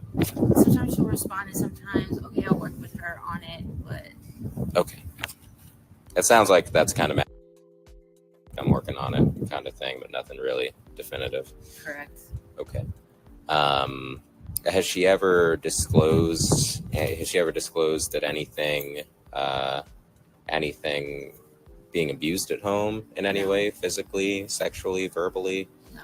She's never disclosed or shown any signs of that you've been a teacher for 10 years, so I trust that you can see that kind of stuff, or you have your own way of identifying that. But I've been a teacher for 13. Oh, so yeah. So yeah. Even more so. So no, Okay. I haven't noticed that. Gotcha. So nothing that's raised that red flag to you No. thus far. And there's also, if I'm understanding you right, nothing that's raised a red flag that she's necessarily sad or depressed, but it seems more like she's withdrawn because of her, possibly because she has trouble learning. That is how I have Yeah. process it. Well, that's what it or- appears like to you, Yeah. right? It would look different otherwise, I guess. Okay. Well, I mean, obviously we're out here talking to you because we're all working very hard and very concerned, and we're all just looking for some things that might help us. Is there anything, as someone who's known her for several more months than I have, that might help me or help any of us get in her head a little bit and maybe figure something out? Fortunately, I wish I did. That's fine. That's completely fine. I just, always looking for something. But do you have any questions for me? Is there anything I can? Okay. No. Cool. Well, thank you for talking to me. Can I just have you do one more thing? Raise your right hand. Do you swear that everything you told me is truth? Yes. Thank you. I appreciate it. I'm going to end this 13:30 hours. All right, so that's the end of that one. So let's look at another one. Hold on a minute and let me get it pulled up.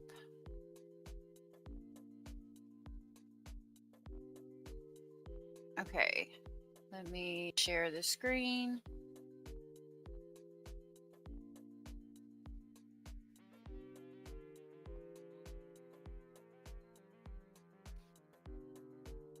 All right. Nick, or Nicholas, I don't know if it needs to be official or not. All right. Nicholas, last name? Onderick, Onderick. And what's your date of birth? January 6th, 1991. And what's a good home address for you? That's redacted, of course. I don't know if you can hear that. That's me pulling mint leaves. That's what I was talking about earlier. All this is redacted. It's not me.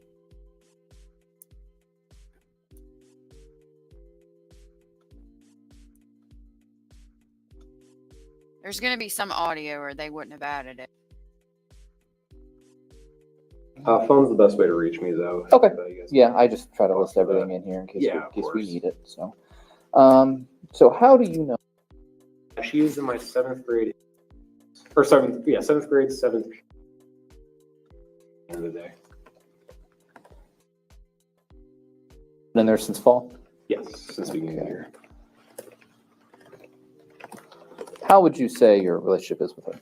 Oh, great. I think she likes me as a teacher, and she's a very good, well-behaved student. On the quieter side, she sometimes does her work.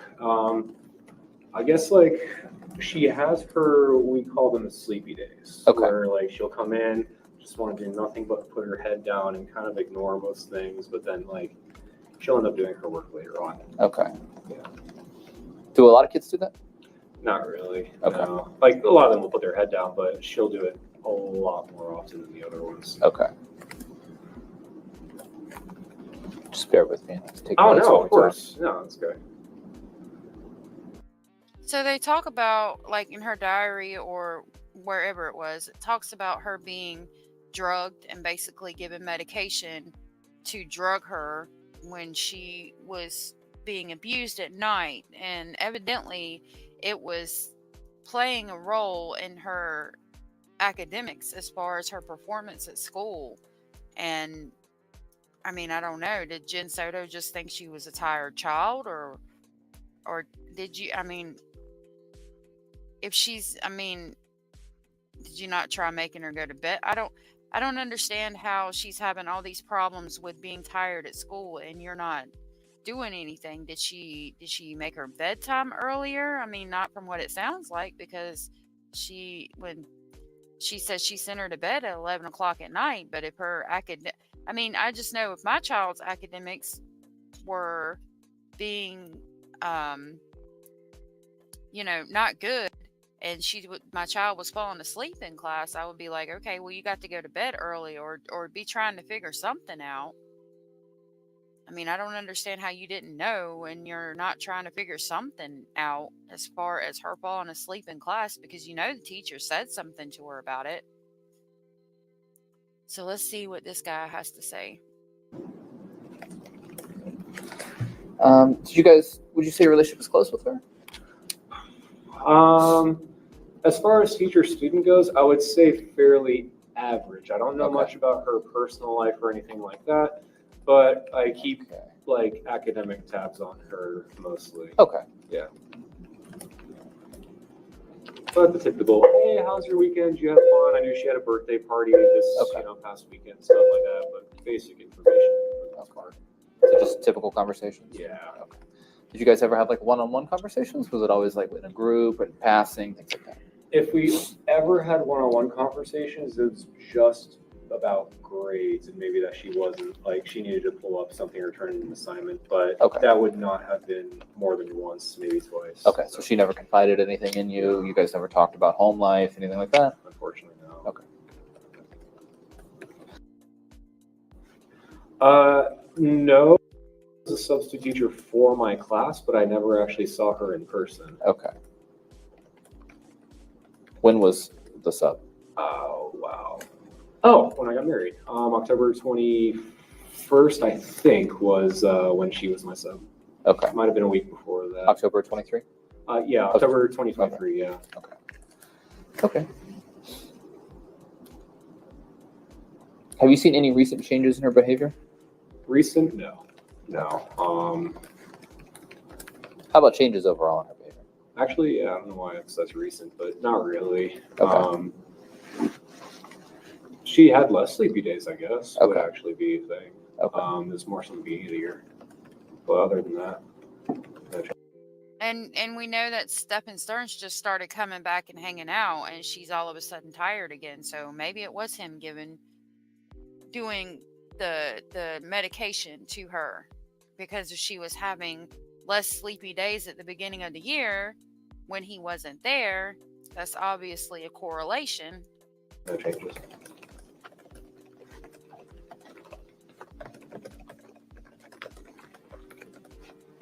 Has she had any signs of depression or suicidal ideations, inclinations? Nothing with suicide. I know that like fatigue and stuff like that can be a sign of depression, but without anything being confided in me, I never assumed or anything like that. I just Okay. she never got any sleep. Okay.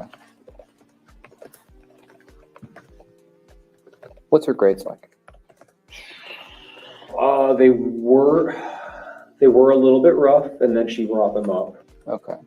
She'll go through phases of not turning anything in, turning everything in, not turning it in, turning it all in. I would still say probably in the BC range, but I'm not 100% sure right now. I have to pull it up. No big shifts in behavior, nothing like that? No. Okay. Nope. Even on that Friday, she said, okay, I'll see you Monday. Do you know which Friday that was? The Friday before her birthday party, and she disappeared. Okay. When was that? Was that the 16th? 23rd? The 23rd, I believe, is when, yeah, because we had Jerry Craft the day before, basketball game. Okay. Yeah, so as we were leaving 7th period, I always say, like, oh, I'll see you guys Monday. And I'm pretty sure she said something along the lines of see you Monday too, but can't be 100% sure. Okay. Okay. Anything else you think I need to know? How talk to friends? Anything she Unfortunately, said? Anything? Unfortunately, I don't think I have any more information that you guys have because a student did come up to me and tell me that she was talking with friends about wanting to live in the woods, like after she turned 13. But I think you guys already have all that. Yeah. Other than that, no. She just seemed like a very normal, on the quiet and tired side, but like a very normal kid. You know. Okay. Wouldn't have thought anything would be up with her. She had the birthday party coming up, so we assumed that she would actually be in really good, spirits and stuff like that too.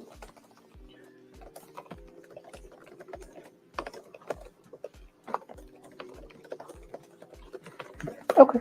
Anything else? I wish I had more. All right. Sorry. That's okay. I appreciate you taking the time to talk to me, Yeah, Nick. of course, anytime. Can you swear to affirm everything you told me to be true and correct? Yes, absolutely. All right. Have a good one. Absolutely. That's really sad. Just hearing that, you know, her being like, yeah, I'll see you Monday. It's little things like that we don't think about.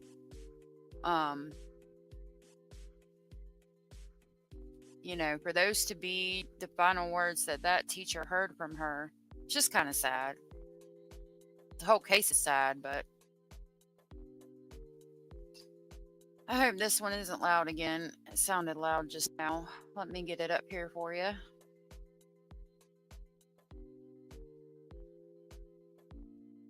Sorry. Give me just a second.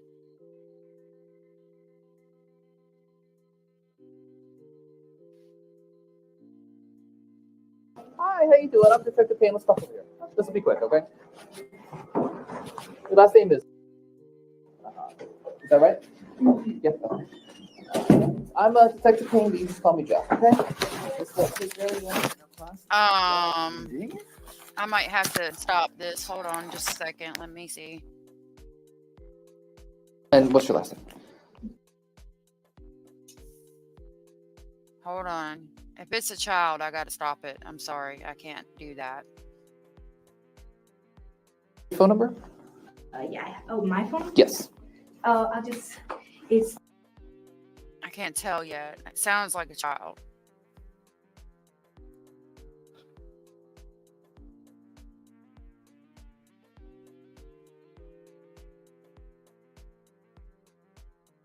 I wouldn't consider I would consider myself. Yeah, that's not. Can't do that. I'm sorry. I can't. I apologize. I can't do that. So let's try this one.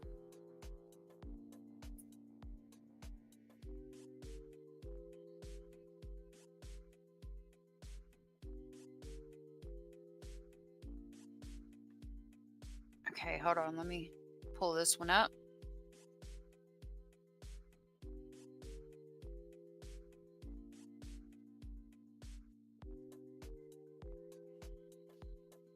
Case number 24-011313. I'm Detective Bradshaw with the Orange County Sheriff's Office. Ma'am, could you state your first and last name for me, please? Madison Brady. Could you spell Madison for me? Madison.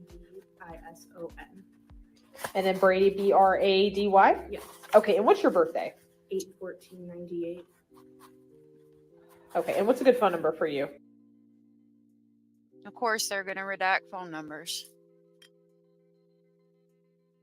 And my understanding is you are.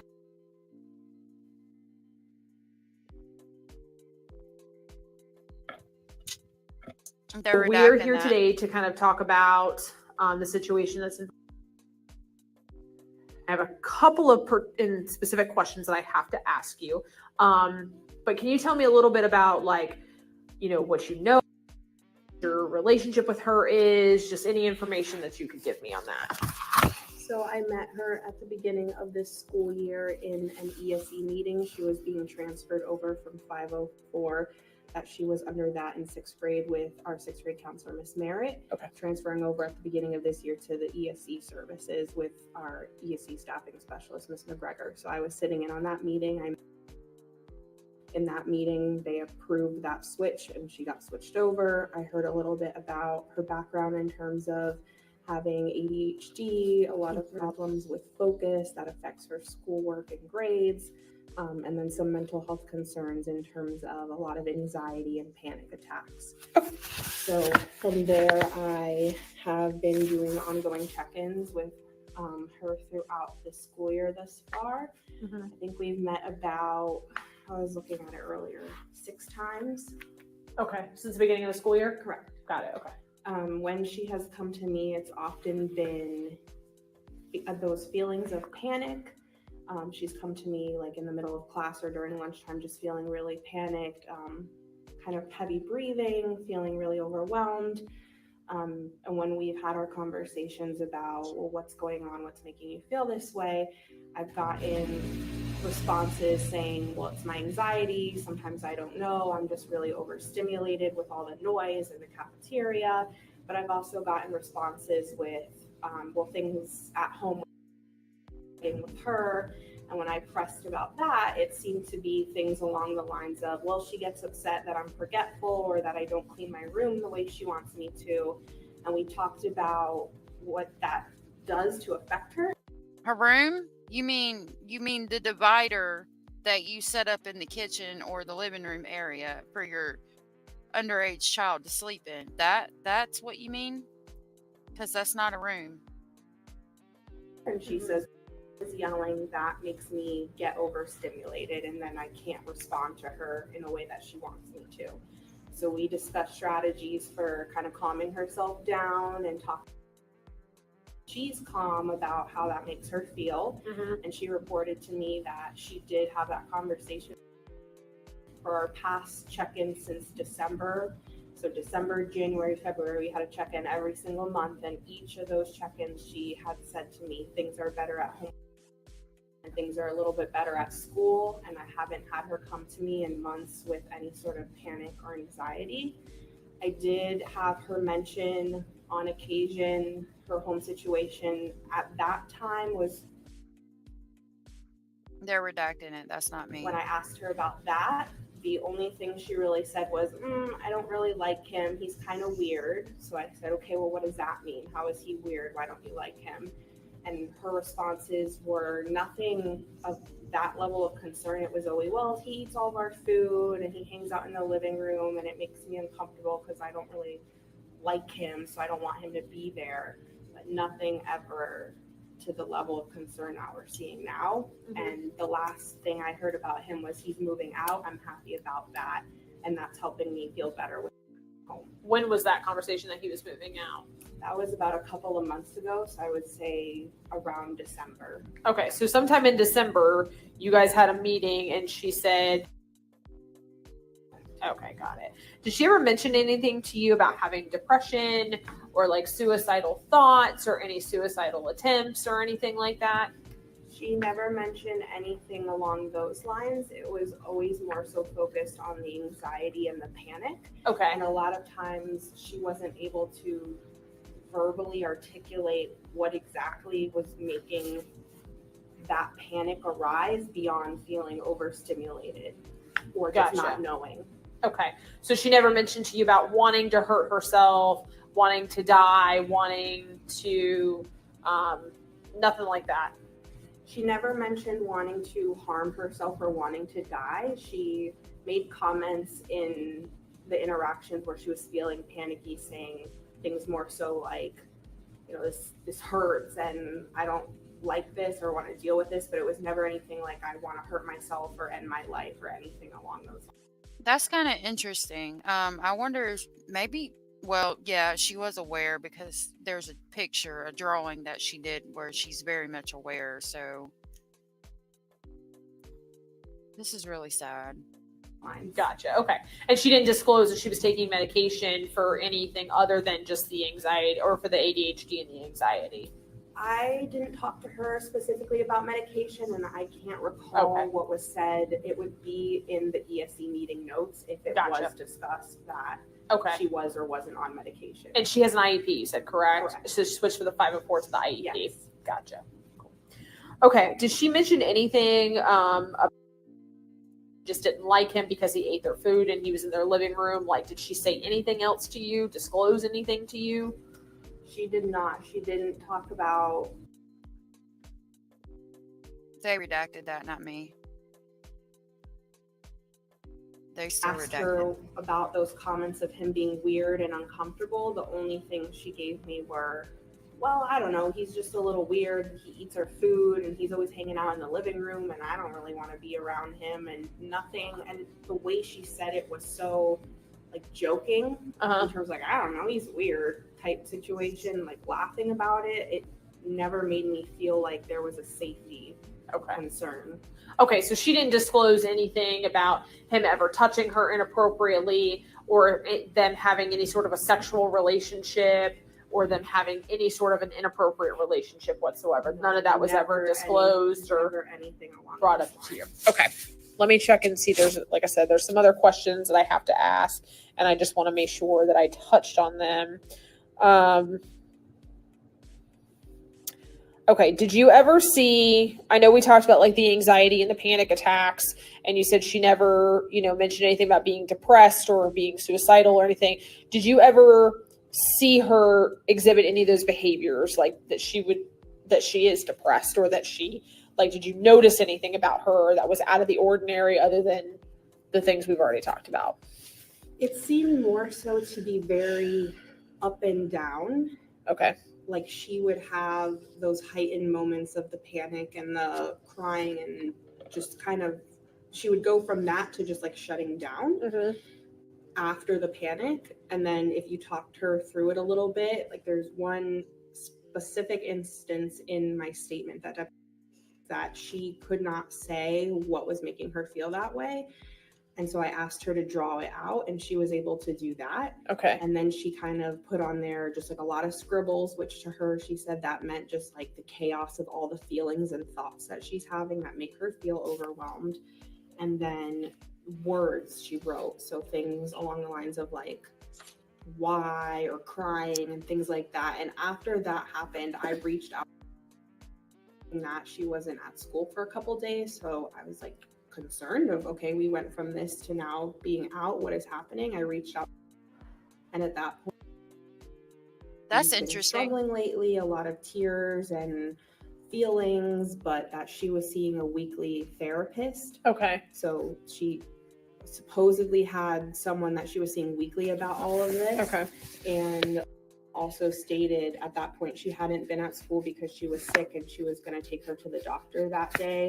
And she mentioned seeing the drawing that from our conversation, and I, encouraged her to share that with mom, so she did. And she said that she appreciated that, and that helped her in that day. Which at the end of that conversation with her, she was able to calm down and feel better. But at that point, that's when it got a little concerning, to the point that I reached out to just to say, hey, what's going on? And found out, okay, she at least has supposedly weekly therapy sessions outside of school. And most of these things you said that would trigger these panic attacks or these anxiety inducing issues were because of issues that were going on with them, correct? Like where she would argue with. Seemed to be a combination of bringing that from home, the arguments and the feeling like she's taking on those feelings at home of, I don't feel safe, in terms of not necessarily physically safe, but emotionally safe, that at me and causing me to feel overstimulated. And then I come to school and it's loud and there's lots of kids, and I'm overstimulated again. But it wasn't. It's usually. And things she said along the lines of, my room's not clean, or you forget to do this, or you don't do that. So to me, that's like things about it was never, especially at that age, with the teenage age, Okay, so how about her grades or her behavior? Have you noticed any shift in her grades or the behavior that she would normally exhibit? Grades have seemed stable. We've been working on, in our check-ins, kind of coming up with strategies because of her ADHD, and in terms of getting her missing work in to bring up the grades. And she seemed to be making improvements with that since around December, when she started reporting 36, I believe. And at that point, she was very happy that day. I called her down just to do our check-in, and she said things are going really well. She feels really happy. Things are better at school. And that was the last time we had a check-in. And that was because of the strategies that you had kind of given her to help her? Yes, she had been getting some of that work in.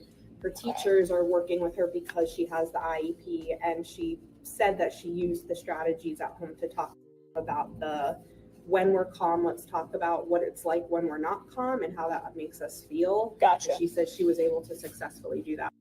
Good. That's excellent. Okay. I know we talked a lot about, they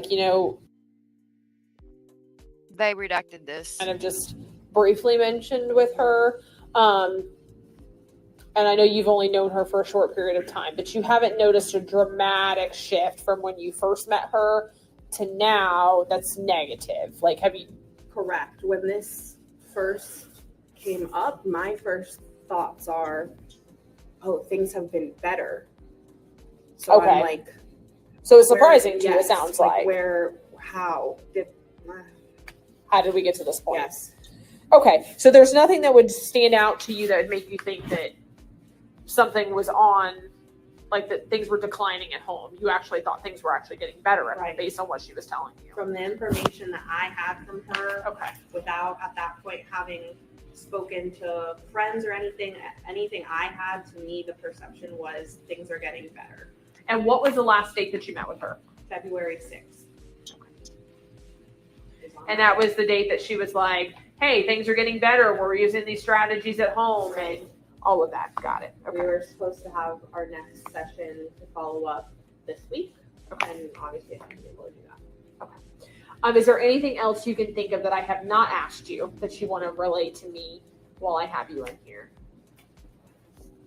To me, the only things that are sticking are the comments of he is weird and I don't like him.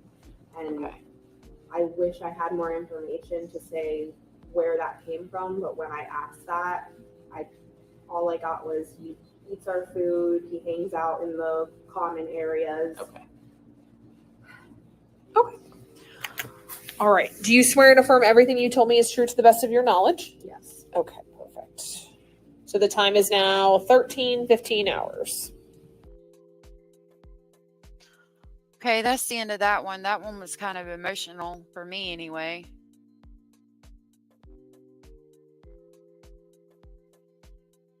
Just hearing some of the things she was going through and talking to her counselor about. Let me get this one going up.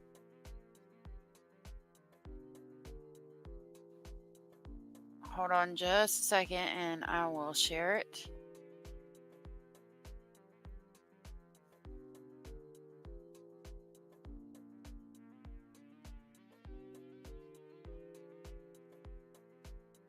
I'm Detective Payne. You can call me Jeff. We'll talk to this portable here. I'll just need to get a little bit of information from you once we get in here. Got a few questions, and then you should be able to get back to class, okay? Oh, no, can't do that. Sorry, that's a child. Not gonna do that. Let's try this one.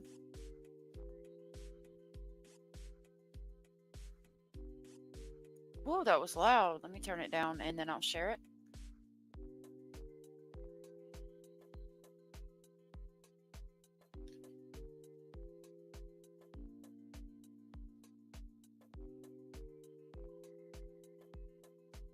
Hi, Ms. DeLuca. How you doing? My name's Detective Payne. You can just call me Jeff. You want to have a seat? Sorry for the ominous setup, but this is at least we're in some air conditioning at least. So, all right. This is the kid. I gotta turn it off. Angela. Oh, it's not. DeLuca. D-E-L-U-C-A. DELUCA, and I have a double last name. It's DeLuca Limose, Limose. O-S-E. Okay. And what's your date of birth? 1/17/91. 1991. Oh, that's okay. Yeah, they put us kind of over here in the corner, didn't they? I So, don't know the portable number. there's a handful of us. That's why we're out here. We're not in the office. But what's a good address for you? So, of course, they're redacting her address.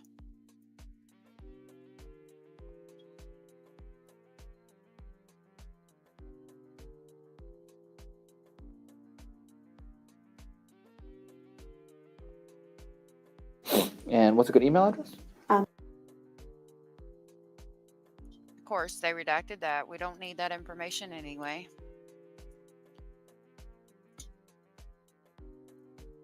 Okay, cool. How do you? She's at my first period class, so she's supposed to be my first period class. Okay. What do you teach? I teach. Okay. How well do you know her? I thought pretty well. She has been in my class all year round. She's always very sweet, and she struggles a bit. I mean, all my kids are intensive kids, so they're the students who are struggling. She was on my door decorating team. So I'm sorry, I don't mean to cut you off, but she's been in your class since fall. Since the beginning of the year. Fall yes, of 23. And then, okay. She was on my door decorating team. She was actually chosen to be my student of the week from 2 weeks ago for helping us win our door decorating competition with her friends. Okay. And she came before school and after school a couple times for that event, which was 1 week. So, Okay. So she got student of the week. yes. With the door Sure, her decorating. certificate's on my desk to give her. Okay. Oh, that's so sad. Did they win door decorating? Oh, yeah. Okay. You said that she came early. Yes, her and her came with a few other students to help with the door decorating the week of Literacy Week, which Okay. check if you need exact dates.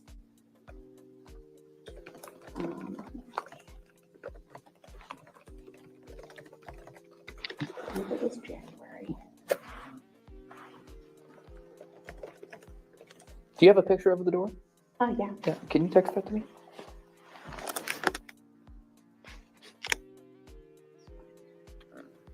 So I think that would be important to like see like what parts specifically did she do? Did she reference a book that is maybe talking about abuse or something like that? I think that's why they ask for things like that.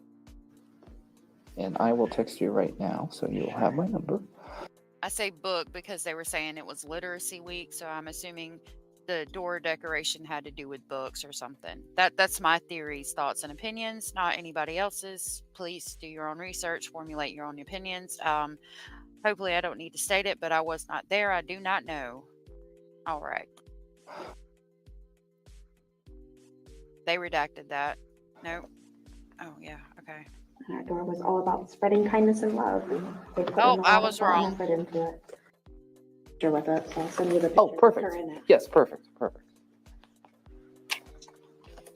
She said Literacy Week, so I figured it was about reading.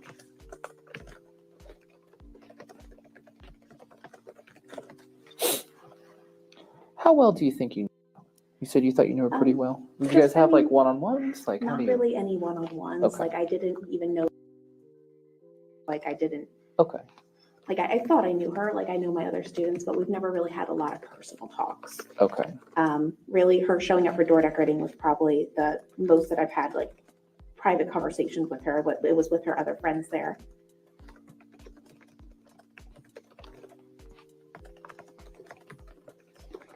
Oh, sorry. No, that's okay. The most tech savvy.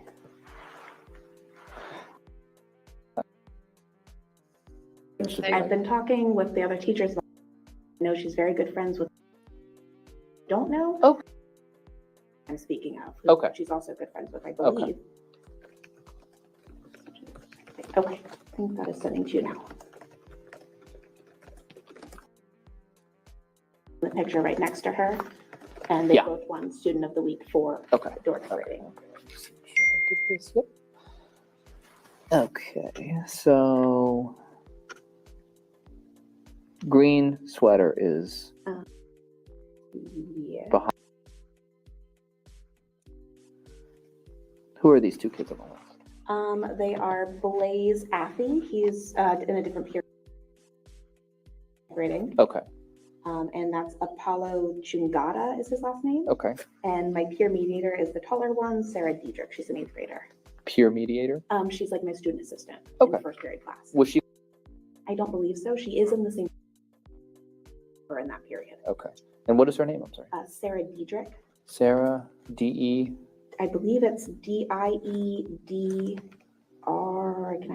I'm just going to mute that because they are talking about a juvenile.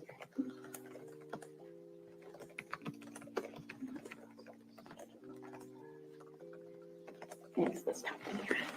Oh, cool. Okay. Do you need the other students' names as well? Sarah. I'll just take Sarah. D-I-E-D-R-I-C-H. And she is Sorry. in grade 8. Okay. Student helper in same period. Okay. Yes, and the other two are not in the same period. Okay.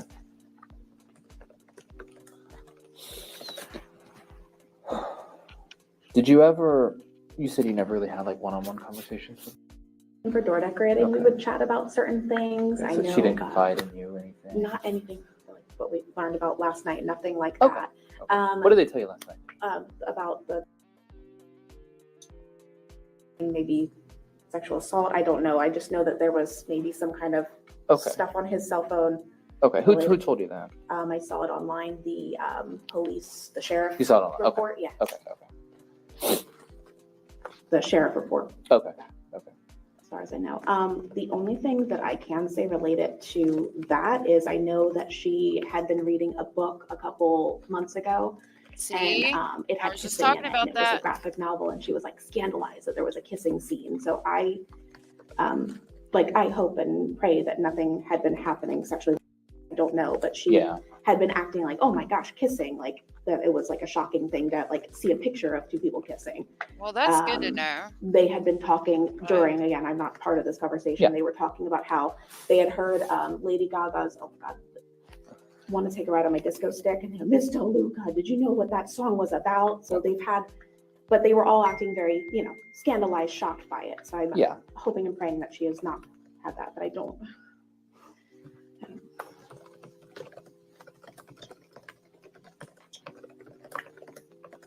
But that's most of my students. They're 12. They're just learning about that kind of thing. They're going through sex ed and science class right now.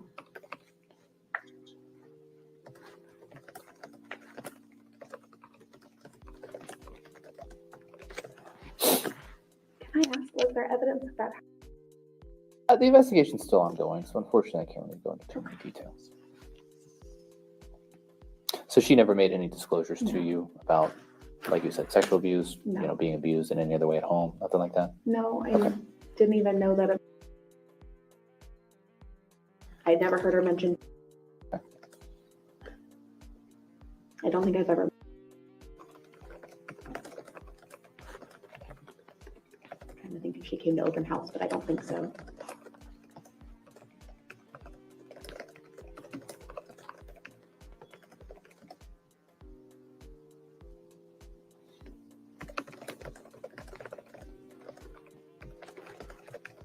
So you have not met anybody in Angeles? I believe so. Okay. Lord, I wish he'd blow his nose. Have you seen any signs of depression or suicide? No. Suicidal ideation, anything like that? Okay. I was shocked when the kids were telling me about the live in the woods conversation. I was, no, guys, that's. It was on her phone, but I was shocked to hear something like that. She was very excited about her birthday. Okay.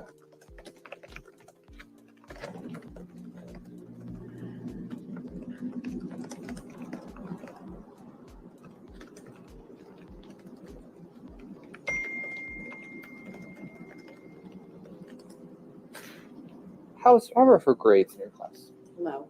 Okay. She's had a D pretty much every quarter. Kind of like when we are working in class, she's able to, and then she does get extended time. It's the follow through and getting things done that she didn't really do very often. Okay.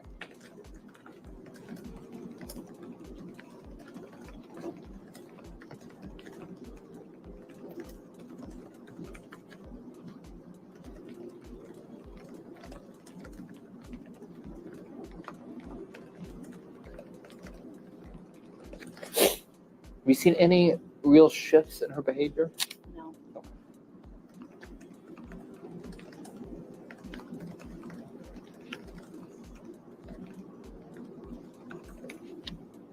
If anything, I would say that it was almost better since like door decorating. Like I felt like she was trying a little bit harder in class.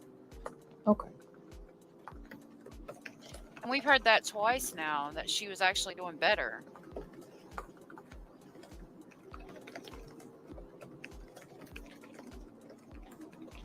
And I'm sorry, when was the door decorating competition? I think that's what I was going to find out when that picture was from. I'm sorry. So that picture was when it was finished, was January 26th. So that was a Friday. So that full week was when we did door decorating. Okay. January 22nd through the 26th. 22nd. And there was a few days before school and a few days after school that they came and decorated. I no longer have the log of what days they came. Okay. I just, once I had her name on the list. I'll just mark it as the end of January. Yeah. Okay. Is there anything else you think I need to know about?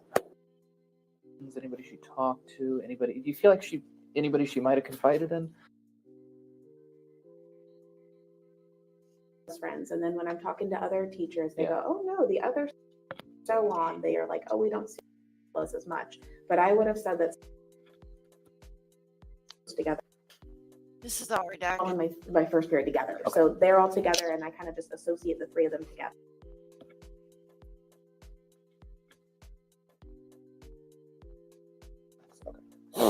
Okay. Is there anything else? I think so. I've been crying since Monday, since they called me and tried to ask if she was in my first grade class that day. I just wish we had more information. Okay. I certainly appreciate taking time to talk. Okay. Can you swear from everything you told me has been true and correct? Yes, absolutely. Right. Thank you so much. Okay. I'm gonna have to step away for a minute, but I'm going to play one and make sure it's not a child first, and leave y'all with that while I have to step away for a minute, and I will be back.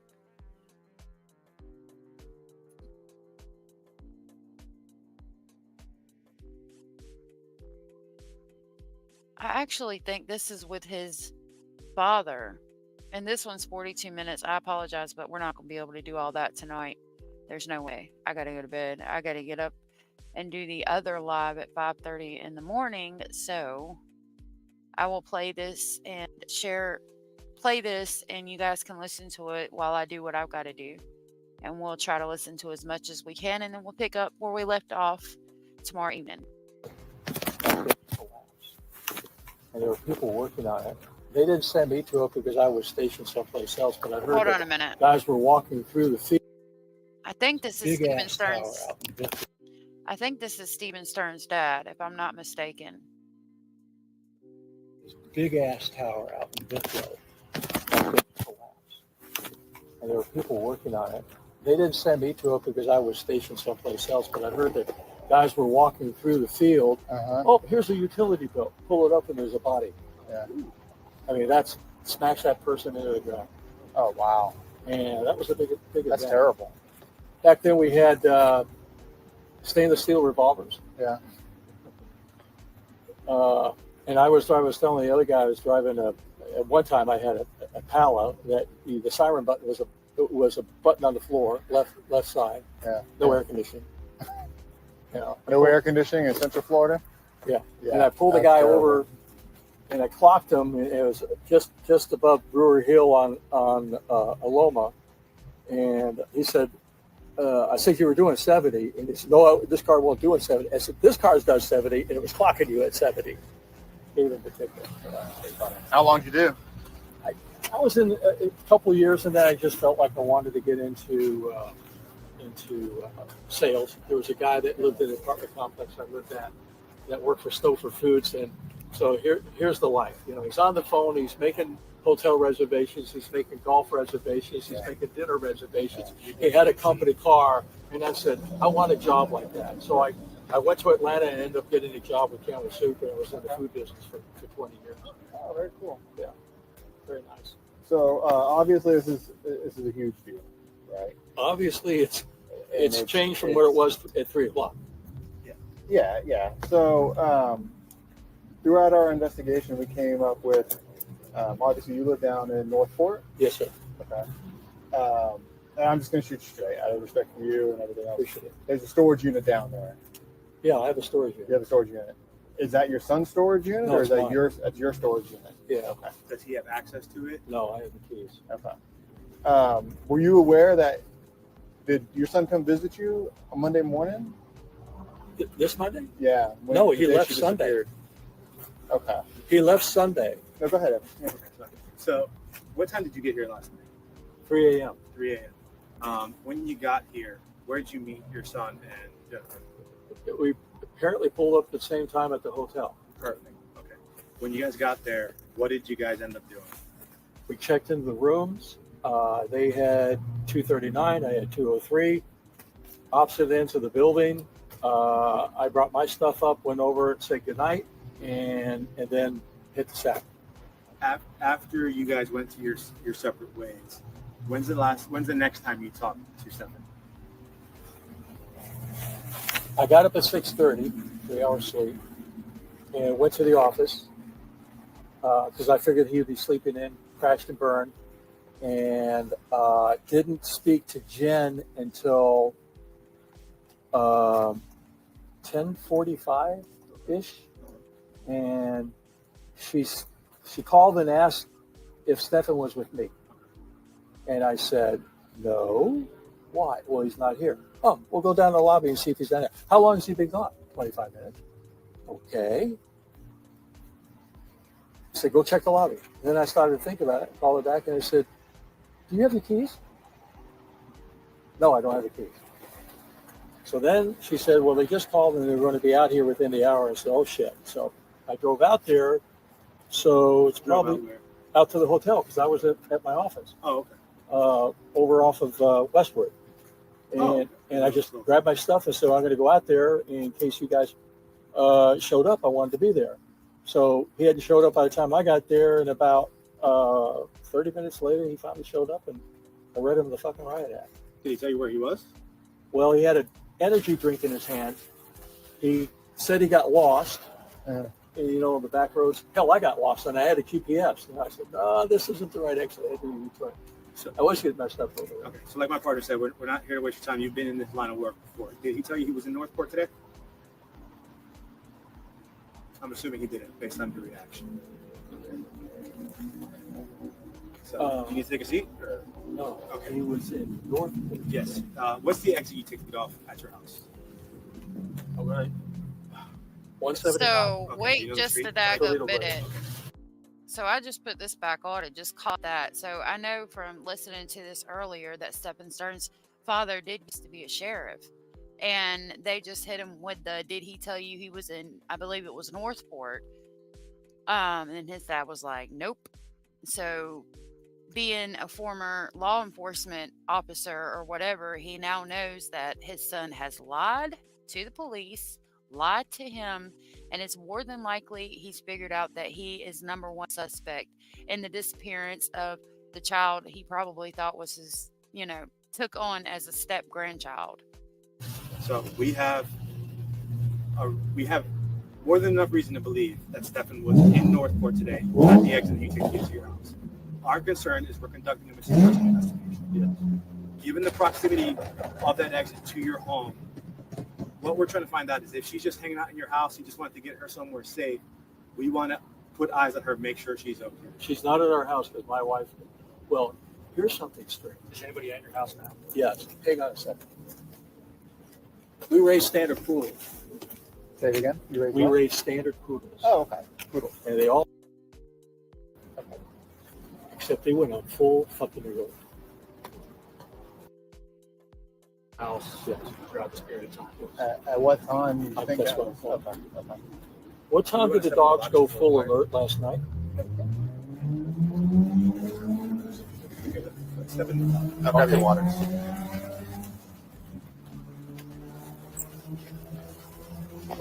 Okay. 319. 3:19 a.m. Yeah. Okay. Do you guys have like ring cameras that you can security cameras on the property? Yeah. So we locked the door, and I don't, and the door has a keypad, but when I left last night, it wasn't flashing. And that keypad, the battery's been in that thing for 4 years. So I called, I said, hey, that keypad doesn't seem to be working. It's not working right. So if you go out the garage, or you need to come back into the garage with the remote control. But she said the dogs went full alert at 3:19. We were at the hotel at 3 o'clock, so there's no way he could have been in Northport. How big is your property down there? Quarter acre. So we've been in communication with some law enforcement down there trying to work in some leads. Would it be all right if we send someone to go talk to your wife? Yeah. Okay. I'll coordinate that. So she's home now. Right? Yeah, so we're working the missing person investigation currently, Well, let me give her a heads up because it's going to be noisy. Okay. We got 5 standard poodles. How is your property out there? Is it like a neighborhood? Do you guys have? No, it's on standard lines. Okay, standard lines. Yeah. So no Is it woods gated? or- Is it gated? No, it's on standard lines. It's just, no. Our backyard's gated. They're going to come over and want to search a house for, apparently, can I tell them? Yeah. Apparently, Stephen made a trip down to Northport last night. Or this morning, I should say. I have no idea. But there's a storage unit, but he would, But he wouldn't have access to the keys to the storage unit because I have the only key to it. And that would have been locked in my car, and he would have had to come in my room, which he didn't have a key to get into it. He doesn't have a key. He took Jen's key. Storage room. It's in my console. Can she check and make sure the key's there? What? Well, is the key in the basket? Well, go look in the key in the basket. The key in the console is in this car that you're driving at? Hang on a second. You said the key in the console is in My car. Yeah, it's only one key. This car out here? Yeah. Do I need to go look? Yeah, let's go see what's in there. Yes, she can look for the key in the house. We can look for the key in the car.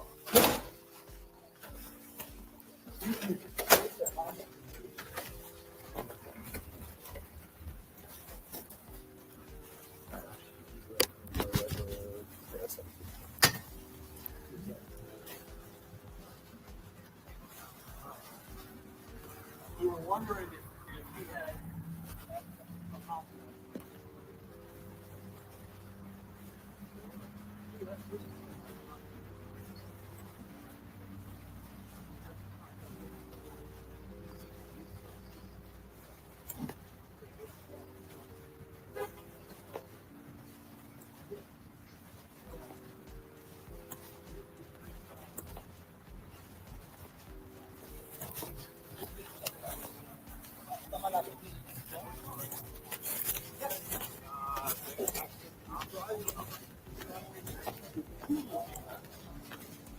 We use that to transfer and they puke and they bleed in the back seat for whatever procedure they have. So that's Bill sailor, watch out sailor.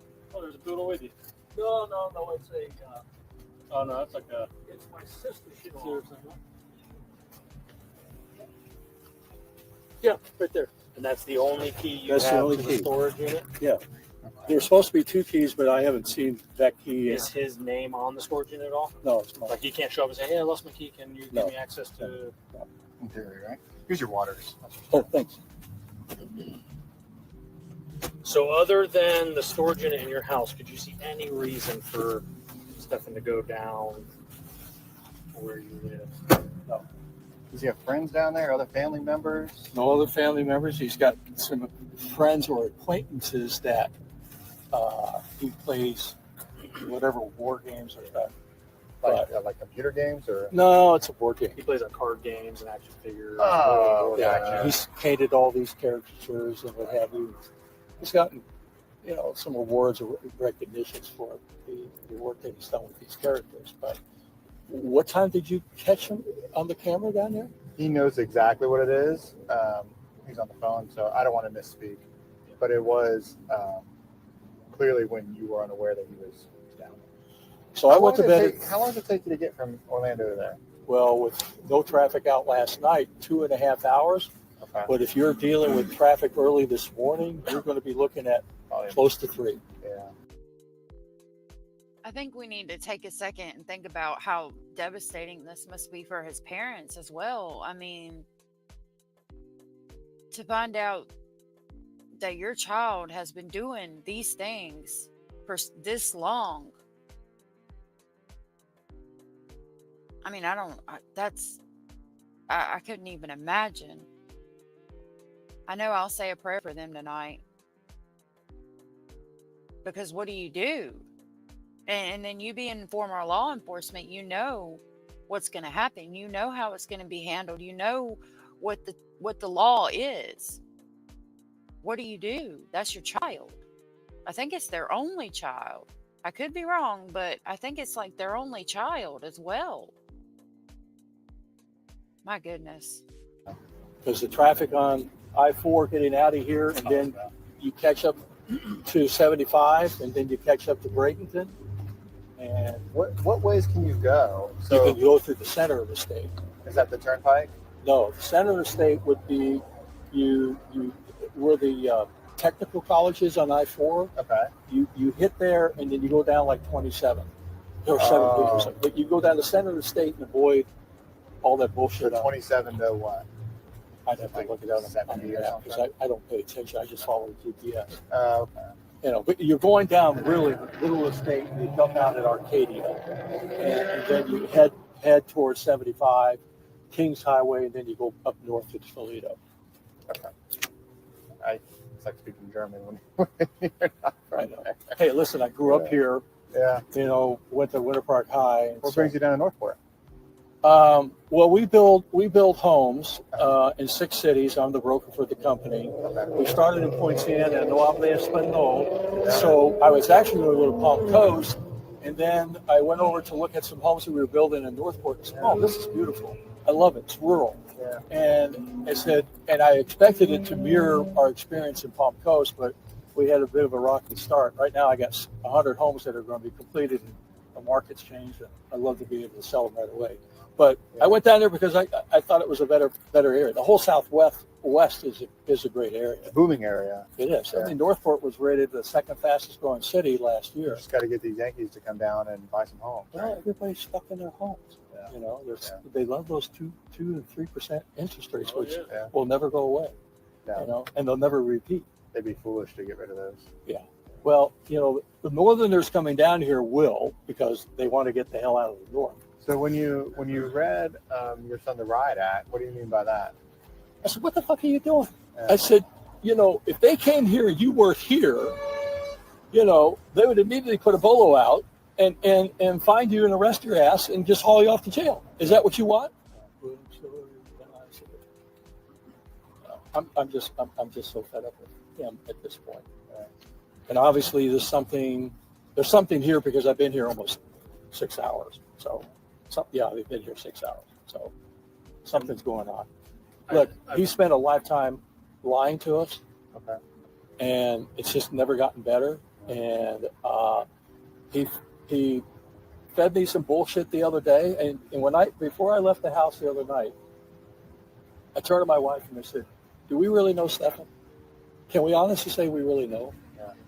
And she got really kind of defensive a little bit. I said, I'm not saying that he did something, but can we honestly say we really know him? So the other day. Well, when I left yesterday, when I left last night, I said, hey, I turned to her, I said, do we really know him? Is he capable of doing something harmful to her? Why would you suspect that? Because some inconsistencies of phone calls he had with me didn't add up. Okay. So I'll give you the sequence. He calls me mid-afternoon, 3-ish, maybe 3:45 or something, and say, I just had a flat tire. Okay. How the fuck did you get a flat tire? You just drove over to Kissimmee. You took her, maybe you're running an errand. Where would you have gone to get a flat tire? The tire was so flat, he drove on it and ran the is that Jen? Yeah, we were finishing that. He ran the rubber right off the wheel. Yeah. So he had to travel a good distance to do that. And then he pulled into a shopping center, and I said, was the donut in there? Yeah, swapped it out and almost crushed my thumb. I said, okay. You know what shopping center he changed his tire? No. Or where he picked up the flat or anything? I have no idea. So this was Monday, just yeah, Monday afternoon. Do we want to talk someplace else? We can, yeah. You want to put Jen in the truck? Jen, you mind sitting in the truck for a little bit while we finish talking in the trunk? Yeah, that's fine. Or wherever you're comfortable. You can sit in the weekend or whatever you guys. How long are we going to be? A few more minutes. Yeah, and we're done. It's been a while already, and I apologize. All right, take them out. So then around 5 o'clock, I get this call, and he's telling me about, well, there's been an incident, and that then he tells me that he dropped her off. And I said, well, tell me what you mean by that. And he said, well, I dropped her off. She doesn't want to be seen being dropped at school because you're not driving a cool enough car. Oh, okay, so you're not driving a Lamborghini, you can't drop her off. So let's go. Okay, dropped her up and walked off. He said he watched her through the rearview mirror, walked towards school, and then he left. And I said, okay. And so now you're finding out when you went to pick her up that she wasn't there. And everybody's just discovering this at the end of the day. How many hours later? Okay. So then trying to think when I had the conversation about his phone.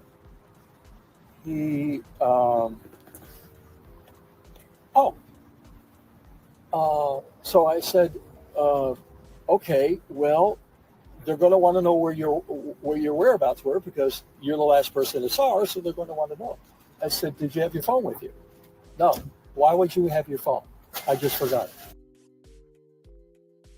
They redacted this, not me. I said, beautiful. So then he tells me that he did an OS update. Now, I'm a techie guy. And I said, okay. And he said, to wipe the phone out. Really? How does that happen? It's an OS update. It's automatic. You say yes, and that's it. It updates, and then it reboots. It doesn't reset. It reboots. Well, I was multitasking, and I hit a wrong button, and it reset. And I questioned that. And I said, so there were some inconsistencies there. So why would that phone be wiped out? And I asked him last night, when you guys wanted the phone, I said, is there any reason why you wouldn't want to give him the phone? No, I don't think so. I said, okay, give him the phone. Yeah. So I don't know. Is there something on the phone? Has he ever suffered from like mental illness or anything? From what? Mental illness? Me? No, not him. Him. Oh, okay. When he was 8, he and a friend were playing in a parking area, and a guy came out and got in his Toyota pickup truck, said hello to the kids, and then backed up over them.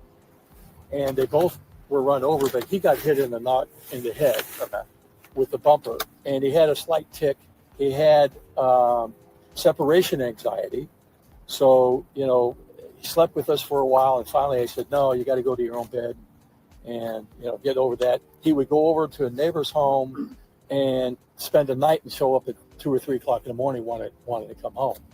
But as far as nothing diagnosed or medication? Well, he's been seeing a psychiatrist or psychologist or something. He's been on anxiety meds, depression or what have you. I have no idea what they're talking about because obviously he doesn't share that with me.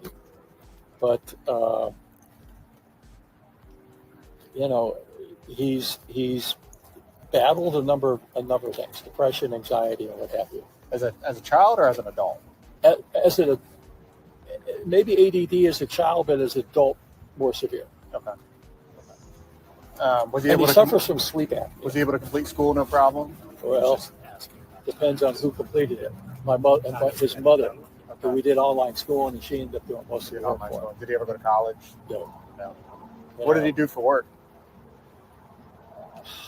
I've had him work with me in a variety of ways. When we were here in Orlando from 2010 to 2013, I did these, what they call BPOs. They're kind of like appraisals. I did 15,000 of them and had him and his friends go out and take these photos. And it was always a challenge to get his ass out of bed and go to work. No motivation. The more you do, the more you make. Yeah. No motivation there. So and after that, that work went away. I got involved in various projects around the state of Florida. He really didn't do much. He worked at Quiznos for a while. That didn't last long until he wrecked his car. So he's been living with us and me trying to get him out of the house to go work. We came down to Northport. He stayed there with Jen. So while we were down there until December of last year, he lived with Jen. And then I was supporting him in Orlando, and I said, I'm not going to do this anymore. You got to come back. Yeah. And I was trying to create an opportunity for him down there, but that didn't materialize.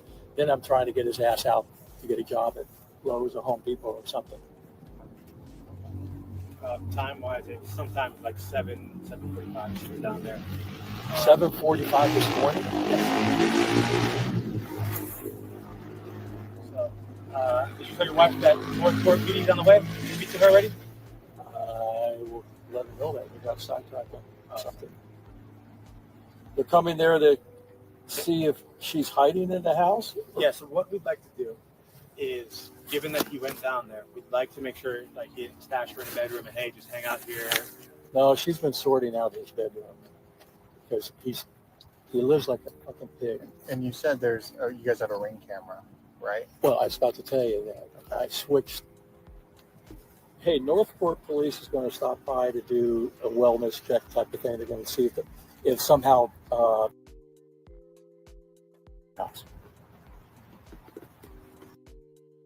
Okay, I'm gonna have to stop that here. If you're watching this on the replay, I'm gonna try to put out videos with all the audio files uncut, you know, without me talking and things like that. I've been super busy and I've got to get to it. So anyway, I'm gonna go ahead and stop. It's 11:30 my time, and I'm coming back on at 5:30 in the morning my time. So I've got about 30 more minutes of things to do and fall asleep so I can at least get 5 hours of sleep. So I appreciate anybody who stopped in for a minute and had a look. And I hope if somebody watches this on the replay, you find it interesting, informative, or educational. And I just want to say thank you to my subscribers. And I hope y'all all have the best day that you've ever had in your whole entire life tomorrow. Bye.